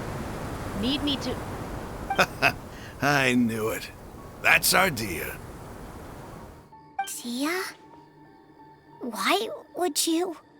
Dia! Hey, what are you doing? Huh? Didn't you say you'd help me find Grandpa? Why are you on their side? Well, look who's here. Ain't that something? This complicates things. You've betrayed Aru village? So, this is the great General Mahamatra. Dear, you'd be better off as my assistant than hanging around with this motley crew. Seen for yourself. I have the means and methods, and my ideals are far more admirable than theirs. I'm not the type that's easily swayed, Raman. You of all people should know that. Wait, what's going on, Dia? Whose side are you on here? Shut it, Paimon. It doesn't matter. Whichever side you pick, nothing could deter us from the grand mission of resurrecting the Scarlet King. Once our Lord of Old returns to this land, we will have a new beginning. Face the facts, Raman. It's not gonna happen. You should understand that more than anyone. Have all your years as a merc taught you nothing about placing hopes in a ruler? I'm a desert dweller and a proud follower of the Scarlet King. Whether I live by the edge of the sword or in peaceful comfort, my soul will always carry this conviction. It's not too late yet. The village mad scholars aren't gonna bring the Scarlet King back to life. You don't understand, my dear lady. Pursuing our faith is our purpose in life. Even if the chance of success is 1 in a million, we must be willing to give everything we have. Even if it'll expose you to the academia? Even if they end up disbanding the Eremites? Your Eremites, which you've worked so hard for all these years? Yes. We've waited a long time for this day to come. The sun and the moon no longer shine here. All you see now is cracks in this desiccated land. But fate has finally dealt me a hand to play against the academia. With these scholars in our custody, we'll stomp the academia's forces and fight our way beyond the wall of Samiel. Ridiculous. Think about it. The academia controls the entirety of Sumeru. Your powers are negligible in comparison. If you still don't believe me, then try asking these 2 men.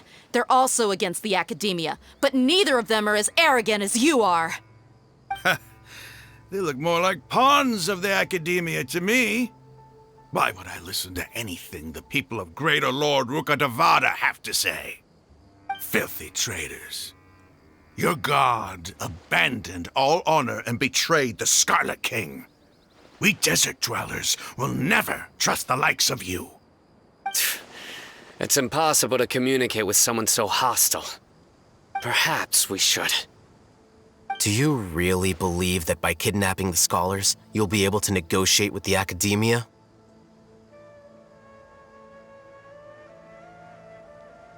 These people have no value as bargaining chips, but I could be persuaded to take their place as your next hostage. These scholars were exiled from the academia. I, on the other hand, am their current scribe, and will be a much greater asset to you. Wait, you can't be serious. So, you want to trade places with the hostages, do you? Precisely. Any wise person would gladly accept my offer. What are you thinking? What if they decide to kill you instead? Well, that would be bad luck for me. However, I'd get the chance to observe the scholars, perhaps even find out the truth. Think you can talk me over with that confident look of yours? I'm not trying to persuade you. I'm using this as a means of joining forces against the Academia. You are the scribe. What do you have against the Academia? Not all desert dwellers believe in the Scarlet King, and the same applies to the Academia. Why must all knowledge seekers approve of the Academia's way of doing things? You Academia scum. Every last one of you is nothing but a hypocrite, just like everyone else on the other side of that wall. I've made myself clear enough. I won't listen to another word from the Dendro Archon's people. Not so fast. I'll hate them. Do you stand by everything you just said? I never make empty promises. You know you're making a dangerous decision, right? I do. Good. Raman, hear me out. These people are my friends. Maybe you can't take the followers of the Dendro Archon at their word, but what about me? Do you trust me? We've known each other for years. Of course I do. In that case, I'm willing to vouch for their honesty with my right arm. Come on, Raman, don't be a coward. If you're serious about taking on the Academia, you need to steel yourself. You can't be afraid. An arm from the Flame Mane. You've piqued my interest. But what if you refuse to oblige? What should I do then?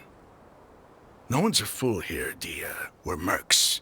And mercs don't tend to live long unless they have their wits about them. You're not wrong, but this is different. I promised my friends that we'd bring back the village keepers together. Let's do it right here, then. Give me your right arm as proof of your resolve. Don't listen to him! He's not even trying to negotiate! He just wants to make things more difficult! That's fine. Are you crazy? We came here to save lives. One arm for that many people is still a pretty good deal, if you ask me. Raman, I'm holding up my end of the deal here. You'd better not let me down. Sure. Go ahead and cut off her right arm.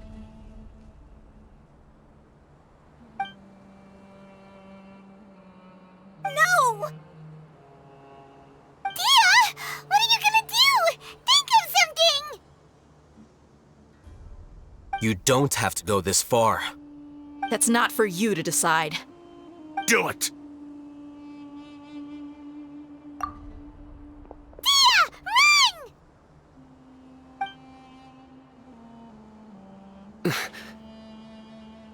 Run!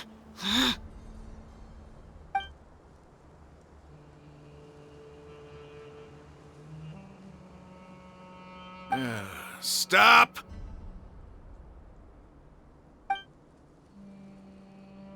What's wrong? Can't do it? Flame Mane, you and I are both desert folk. Cutting off your arm is no different than cutting off my own fingers. Where's the sense in cutting my own kin to pieces? You've shown me that you're serious. Go on now, take your friends and leave. Meet me in the desert at noon tomorrow.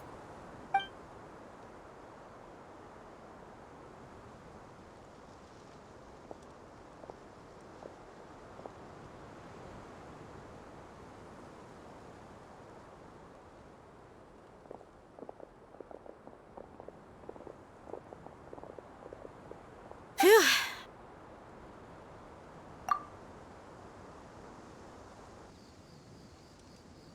I was really counting on him not going through with it. Dia! That was crazy! Have you all lost your minds? What if he'd actually cut your arm off? Then I just have to hold my claymore with my left arm.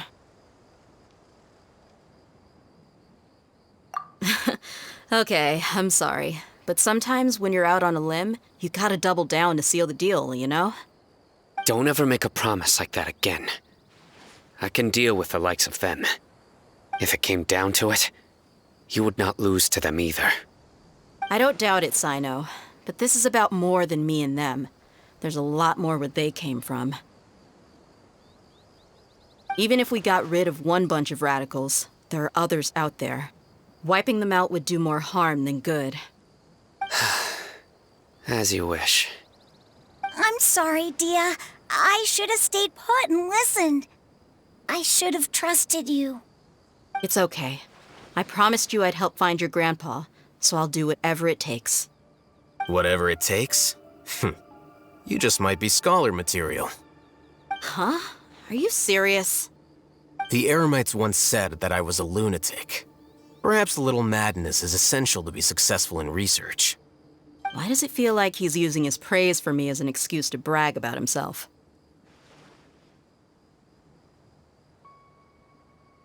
Okay, let's get moving. We should head back to the village and rest up. Today was just a trial run. Noon tomorrow is gonna be the hard part.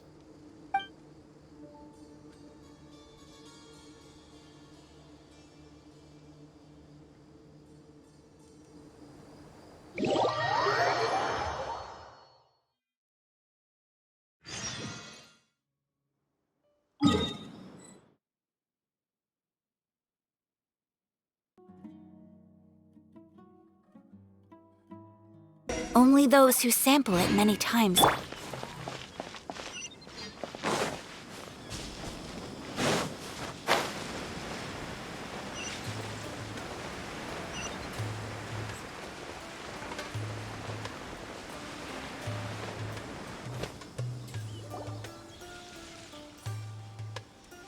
You're all here so early. Looks like we have everyone here. Isak, are you sure you want to come with us? I'll watch from a safe distance. Dia, I want to be there to bring Grandpa home. Okay, let's go then. Dia, wait. What's the matter? I heard that you were quite reckless yesterday. No more of that today, understood? Or I'll be very upset with you. Fine.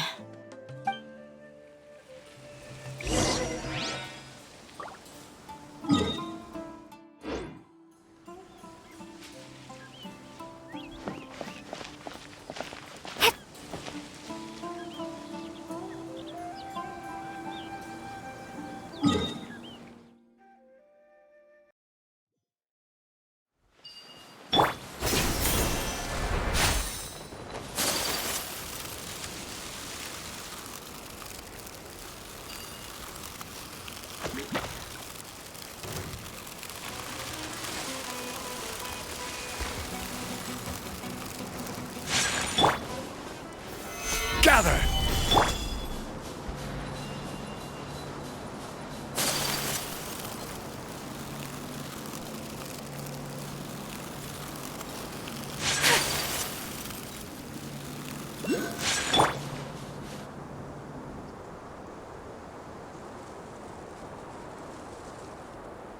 Huh. They got here before us. Uh-oh. Is it because Paimon overslept by 5 minutes and held everyone up? Is everything ready?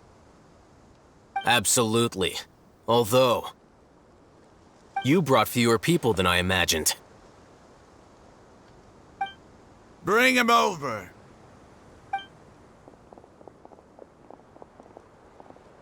Grandpa!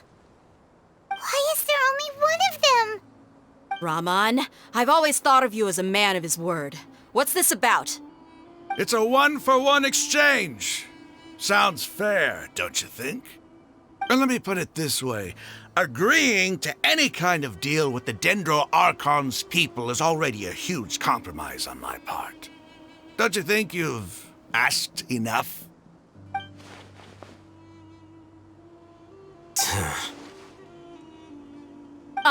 You stay right there!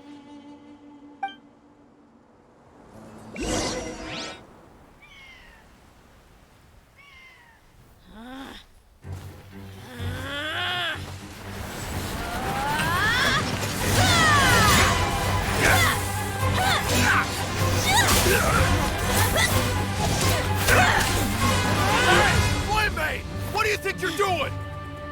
Grandpa!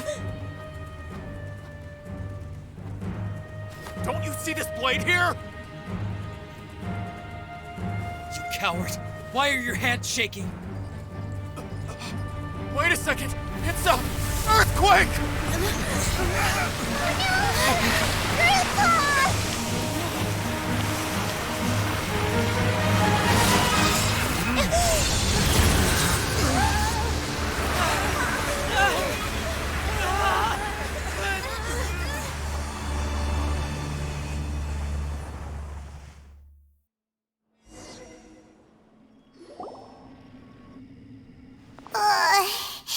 Paimon's dizzy.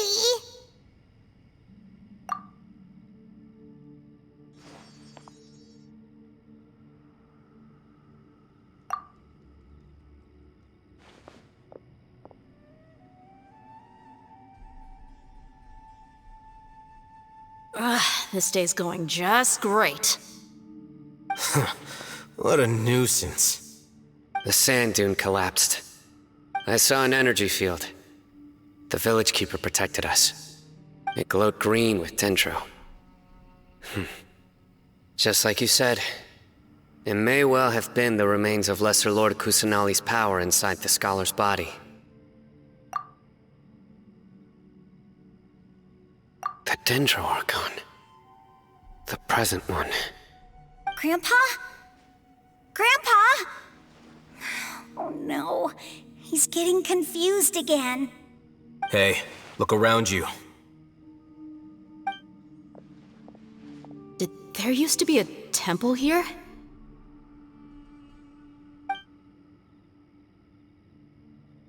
It seems that when the sand dune collapsed, it exposed these underground structures. The symbols on the gate belong to the Scarlet King's civilization. This structure must be ancient. Over time, the sandstorms completely buried it and left it in the state we see now. It could have been an underground palace in the distant past. Oh, a miracle. Praise the Scarlet King! What's he doing here? And his men too? They must have fallen down here with us. Pretty lucky if you ask me. Most of them seem in really bad shape. Except for him. He got off lightly. Mind your head. No, this isn't the time for conflict. Our exalted lord has shown us the way to his sacred palace. He's not actually gonna go in there, is he? As it happens, I want to take a look inside too. What are you doing? Don't you think it's curious? 1 minute, Lesser Lord Kusanali's power protects us from harm, and the next, remnants of the Scarlet King's civilization appear. 2 major deities are vying to showcase their power to us. It would be a shame not to witness them both. Paimon thought you weren't interested in gods. Indeed. In my view, gods are just a higher form of living being, or creature, you could say. New discoveries are always worth investigating. Whether they have anything to do with gods is neither here nor there. Raman, what are you gonna do about your men? I'll just let them lay here. The Scarlet King will take care of his people. Right now, I'm going inside.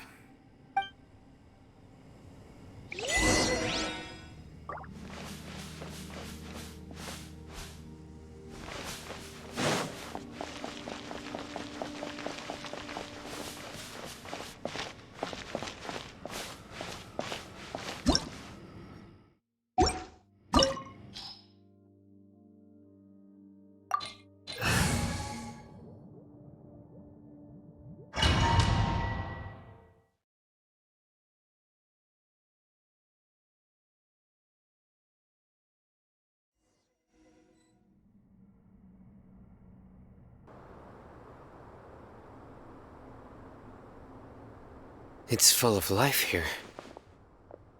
This defies comprehension. It looked completely desolate from the outside. Yet, it flows with energy inside.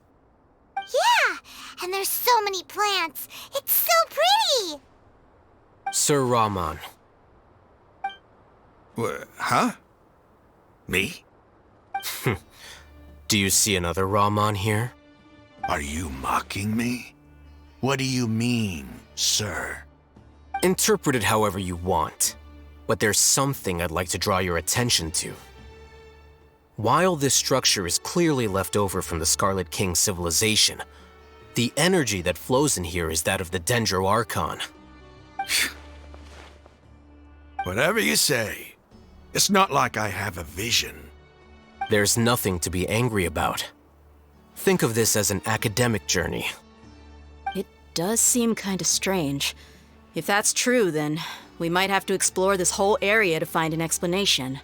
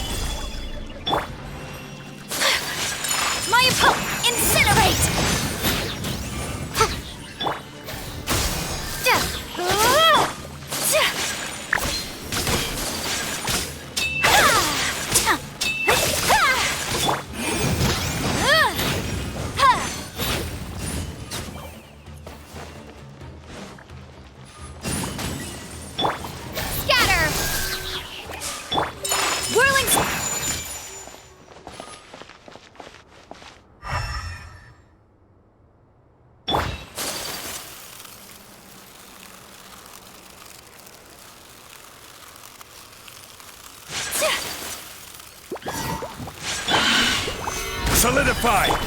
Take flight! Motion to compel! Propagate! Whirling snow! Boom boom!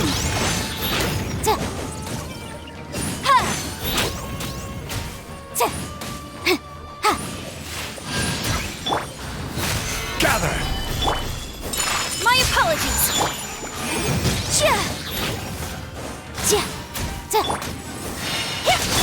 Scatter! Take flight! Incinerate! Solidify!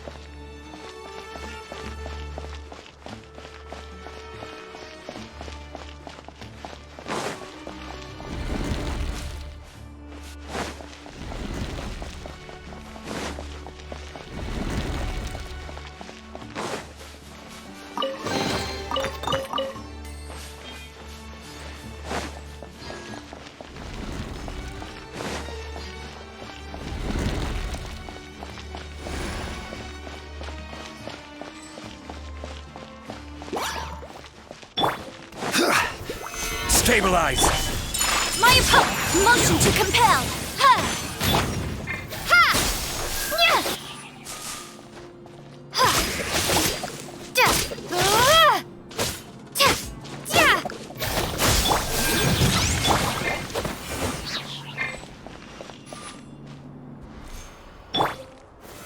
Solidify!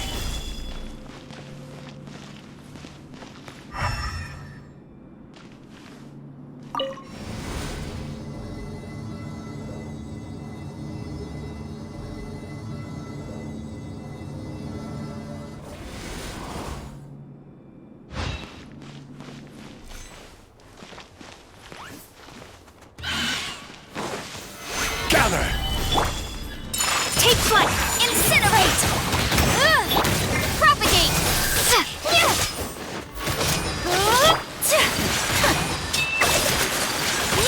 Whirling motion to compel!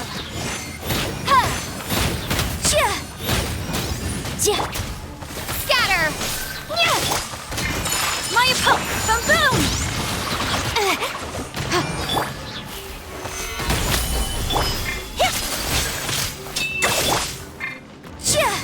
Incinerate!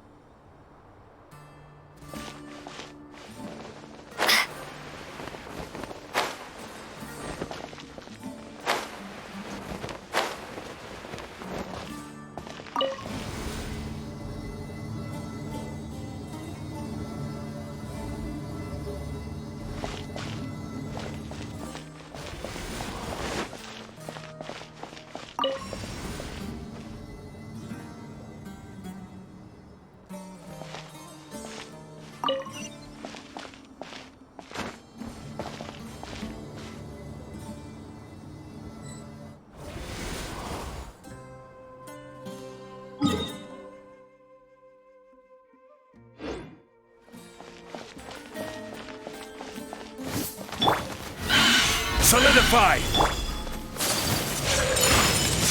Bamboom!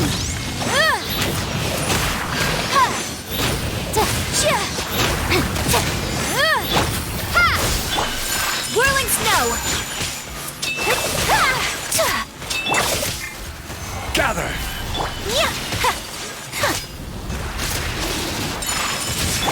Motion to compel! Scatter!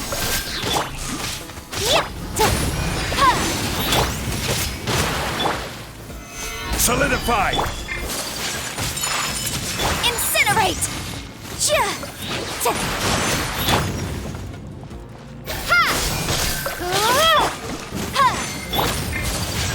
Take flight!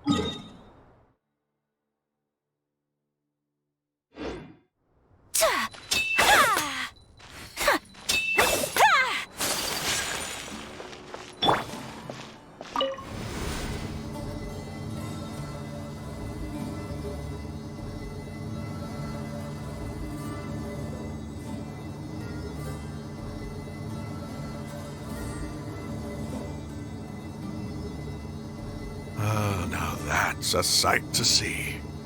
The Scarlet King's splendor surrounds us. There's so much vegetation here. It's different than what I expected. Sure are a lot of plants for a desert.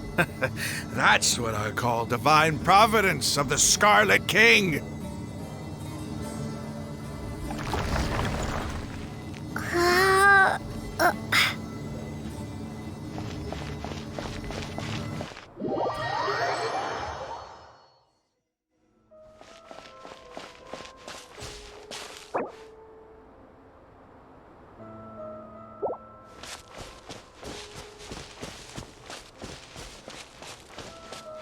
It's getting brighter! Oh, it looks so beautiful!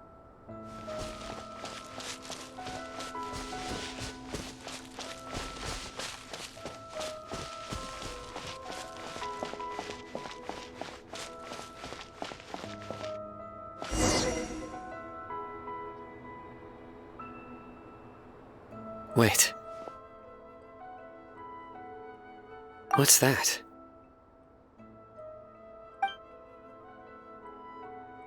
A load of flowers, and it looks like there's something among them.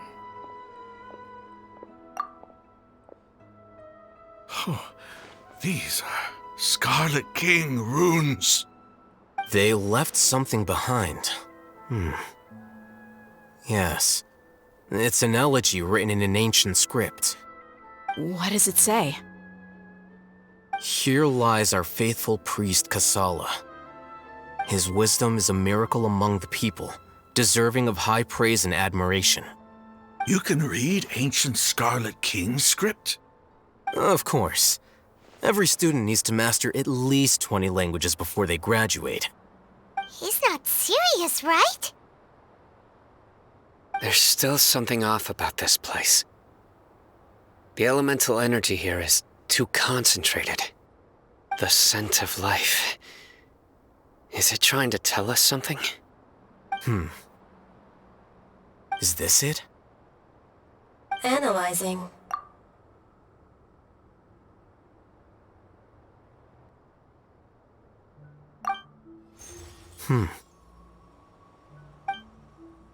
There seems to be a hidden message among these skeletal remains. Excellent. There's a device from the Scarlet King's civilization in this gravesite. I'll transmit the information over and project it for everyone to see. Isn't sharing knowledge against the Academia's rules? Yes. However, under the circumstances, I'd prefer you to see this for yourself. You'll understand after watching it.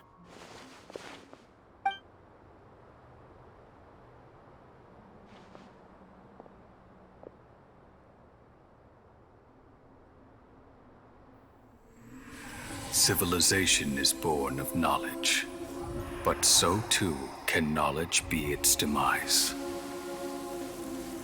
A disaster caught us unaware. It was knowledge that did not belong to this world. The Scarlet King brought this forbidden knowledge into our world, and it quickly spread like a plague. People's minds were filled with crazed whispers. Dark gray scales spread across their bodies. Even the land was stripped of its vigor. Only a desperate, deathly silence remained. Were it not for greater Lord Rukkhadevata from the forests, the damage would have been irreversible. She summoned the priests to build temples and infused into them the divine power of life. The disaster was miraculously tempered, and the embers of our civilization were preserved in Aru village. Alas, the miracle could not last. As long as forbidden knowledge continued to exist, it would forever blight this world. In the end, the proud king of the desert, my eternal lord, chose to sacrifice himself. I have spent my whole life since guarding one of these many temples. But now, my duty is coming to an end. As I close my eyes for the final time, the sight of that noble deity will appear in my vision once more. In helping the Scarlet King to eradicate forbidden knowledge, she exhausted her strength, and her form became that of a small child. How strange. Now that I think of her, I no longer have any fear of death, for I sense that the spirit of life will abide with me during my eternal sleep. Children of the desert, cling no longer to past grievances, but hold tight to the memory of this act of benevolence. What was that? The priest's memories. No, impossible. Greater Lord Rukkhadevata. So the former Dendro Archon and the Scarlet King were never enemies at all.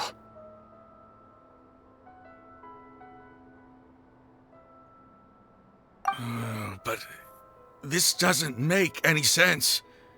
The Dendro Archon's followers, they're clearly... Was that the former Dendro Archon? She became so tiny in the end.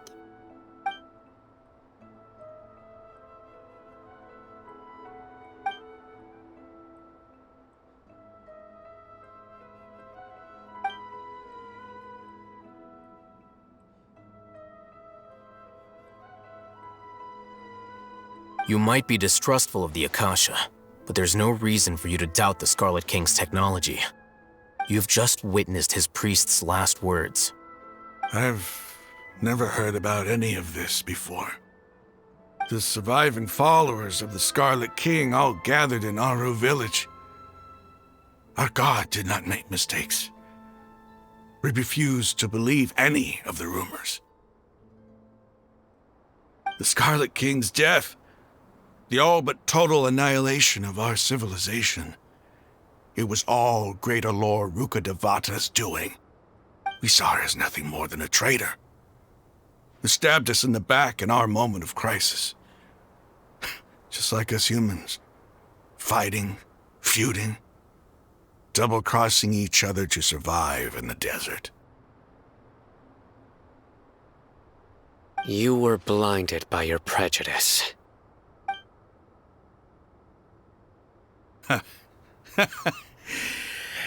If I hadn't seen this for myself, if I hadn't witnessed his last words with my own eyes, ears, and heart, how could I ever begin to accept this? The truth is so far from what I've always known. Am I really supposed to believe that after all these years, all this time seeking revenge, suddenly now my enemy is my savior? Raman, that's enough. Give it a rest. You're starting to make a fool of yourself. Dia, tell me, my Eremites and I, what are we even fighting for?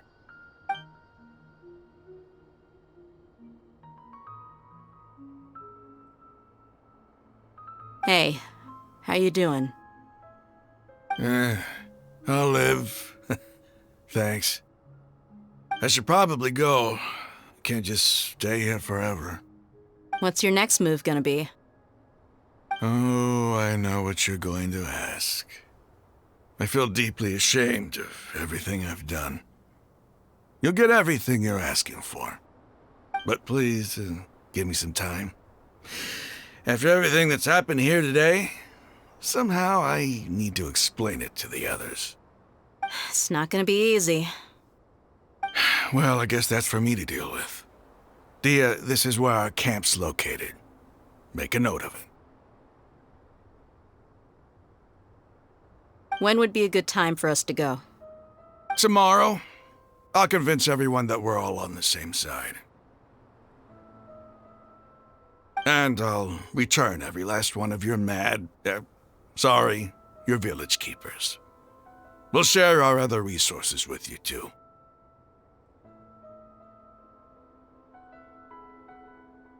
You seem to finally understand that our true enemy is the sages. Yes, the gods never gave up on anyone.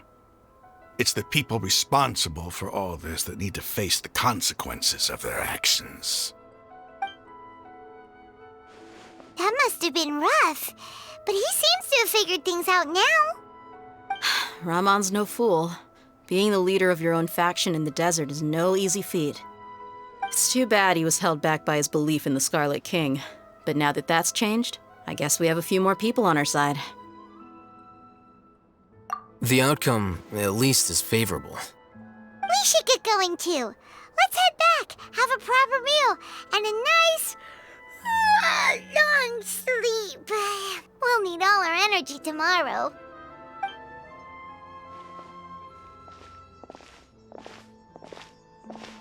Sino, we're leaving! Stop yelling.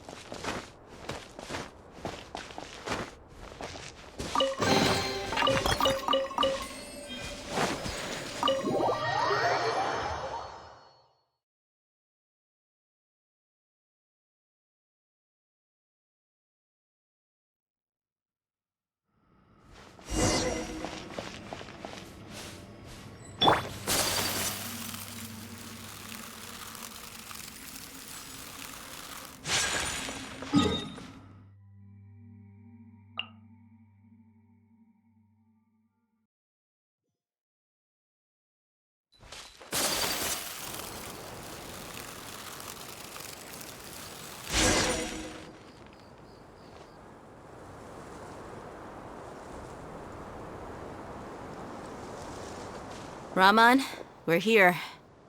Everything's been arranged. Someone will bring the village keepers back to Aru village shortly. I guess all I can say now is, thanks for agreeing to help. Don't mention it. I think we can both agree you went to hell and back for it. But we share a common cause now. From here on out, we're allies. Where are the perpetrators?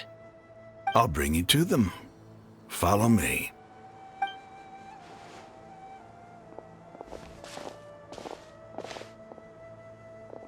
So these are the people who kidnapped the village keepers. Oh no, it's the scribe! There's no need to yell.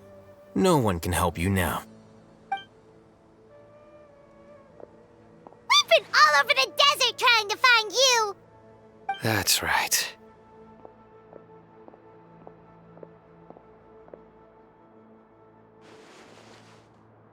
General Mahamatra?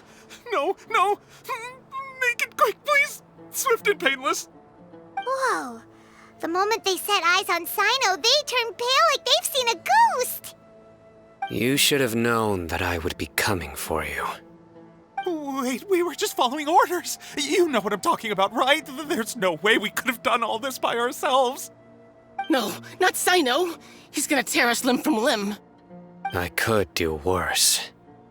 Please have mercy. Start talking.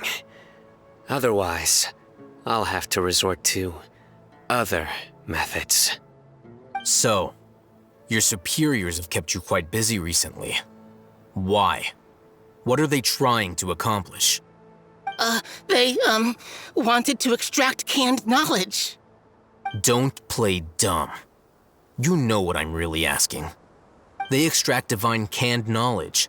Then what? I really don't know how to explain it. Well, you better start talking or you'll be sorry!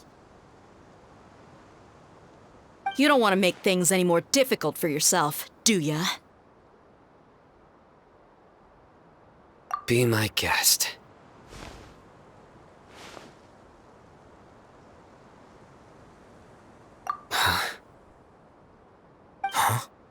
Uh-huh. That sure didn't sound like a fancy metaphor or anything. You're serious, aren't you? How did you know? There's no use hiding it now. Yes, you're right. The Academia is working on an important and potentially world-changing project. They are creating a new god. A god that will belong to them and to the people of Sumeru. It may seem as if Sumeru's academics are thriving, but ever since the death of Greater Lord Rukkhadevata, scholarly breakthroughs have been few and far between. The withering of Irminsul has been getting worse recently. The sages have tried everything they could think of, but nothing's worked. I'm always hearing them say things like, if only Greater Lord Rukkhadevata was still with us. Continue. And then, someone from the Fatui showed up. They called him the Doctor. He brought a gnosis and said he wanted to borrow the Academia's research facilities. The Doctor was previously expelled from the Academia. At first, the sages looked down at him in disdain. But when he said those words, everyone's expression changed. He asked them, "Do you wish to create a god?" This is what the arrogant ignorance at the extreme end of academia looks like. First, the Academia spent a long time constructing a divine vessel, which was based on an exquisite humanoid puppet. After that, they harvested dreams via the Zeb-Zerus Festival Samsara, maximizing the Akasha's output. With the Doctor's help, and the Akasha now functioning at maximum efficiency, they were able to use it to extract the power from the Gnosis and convert it into a divine core. Next, they decided that their new god needed to possess divine wisdom. For that to happen, they needed a huge quantity of divine canned knowledge. It adds up. But how do you determine whether the knowledge extracted is of divine origin? Call it an educated guess? The Academia has been trying to figure out the exact source of the scholar's madness for centuries, but to no avail. Nobody can explain the cause of this phenomenon. Surely you can see what that implies, Scribe Alhaitham. If it's knowledge no mortal can comprehend, then it must be something only gods are able to decipher. In other words, it's the source of the God of Wisdom's omniscience and omnipotence. Hmm.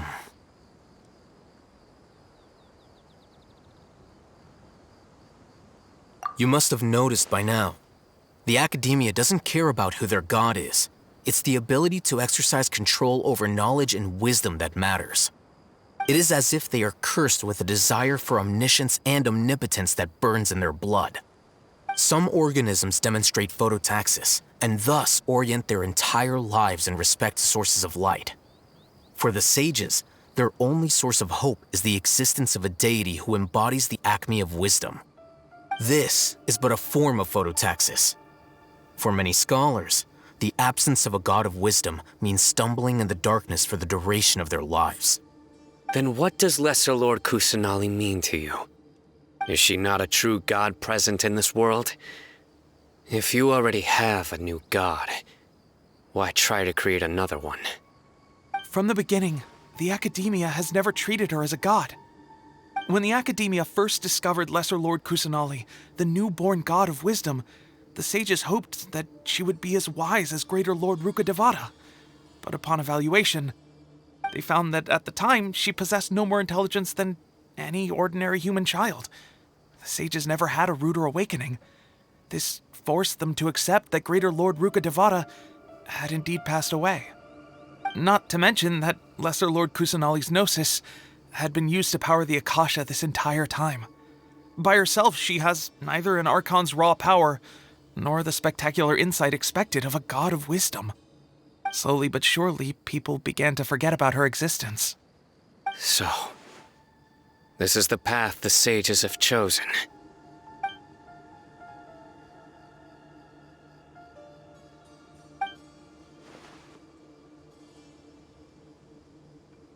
All right, let's try to keep our cool. If everyone's in a bad mood, then let's change up our scenery. Raman, give me a few men to help us escort the village keepers back to the village. And these two scholars, they're coming too.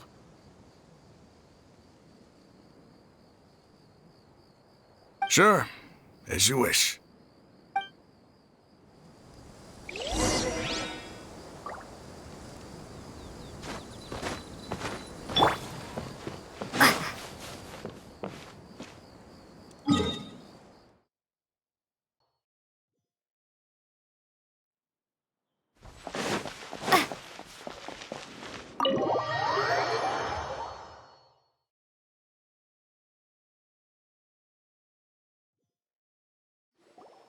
The village keepers you found have all been returned to their homes, and each one has a dedicated caregiver to look after them.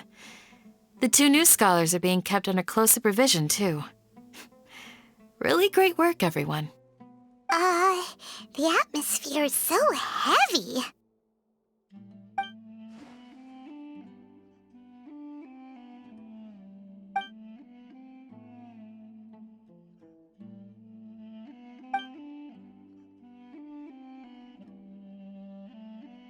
Hey! Say something! Stop spacing out! Come on, is there nothing left to talk about? In that case, let's all get some water and try to think about something else. Or I can go fetch some snacks. Oh! Paimon's so coming with you! Do you have any plans, traveler? Gods above, you're not talking about work, are you? So you were still withholding some information?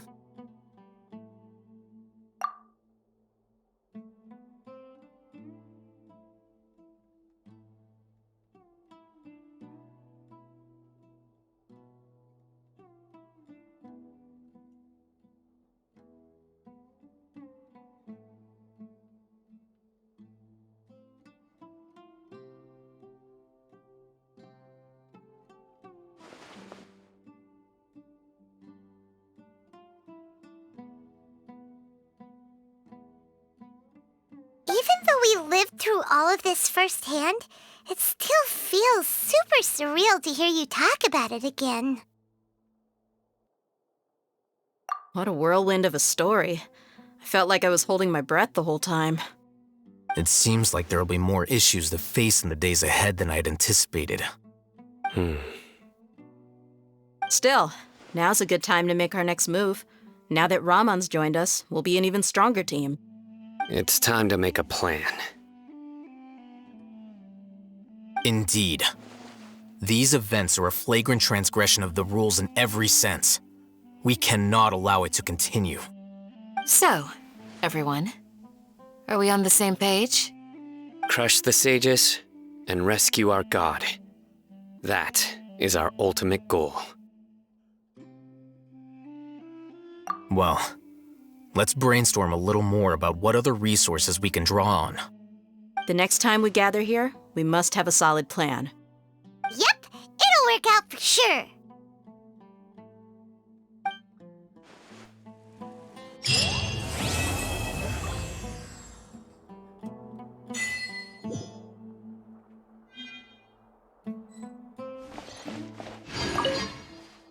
You must let me know if there's anything I can do to help. Though I cannot leave Aru Village, I can't help but feel stirred when I see the looks in your eyes. I've never felt as roused as this when fighting alone in the past. I suppose this must be the power of camaraderie.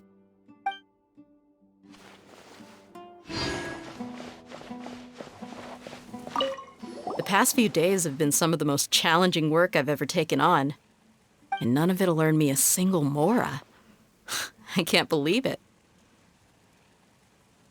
Look on the bright side, Dia. Maybe we'll get a huge reward after this is all over. You've got a point. Hey, what would you do if you woke up tomorrow with more money than you could ever spend? Paimon would buy boatloads of tasty snacks. That's it? And maybe some tasty drinks as well? How adorable. Well, here's to all our indulgent fantasies. If there's a chance they can come true, I'll give it my best shot.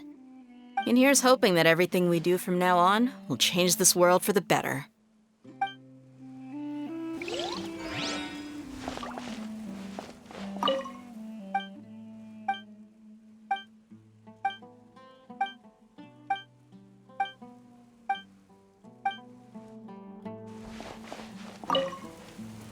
In the past, I never imagined that even the gods could suffer from hardship.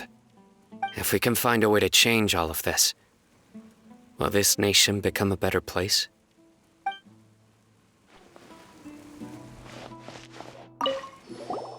Don't rush. This is a big undertaking, and the planning and preparation for what lies ahead will no doubt take some time. Take it slowly. We need to make sure the plan is as effective as possible. He's starting to read his book again. Hey, are you even listening? Would you like me to lend you something to read? No way. Your books aren't quite to Paimon's tastes. I was joking. I know my books are far too difficult for you, and I have no intention of lending them out. Ugh, you're so annoying.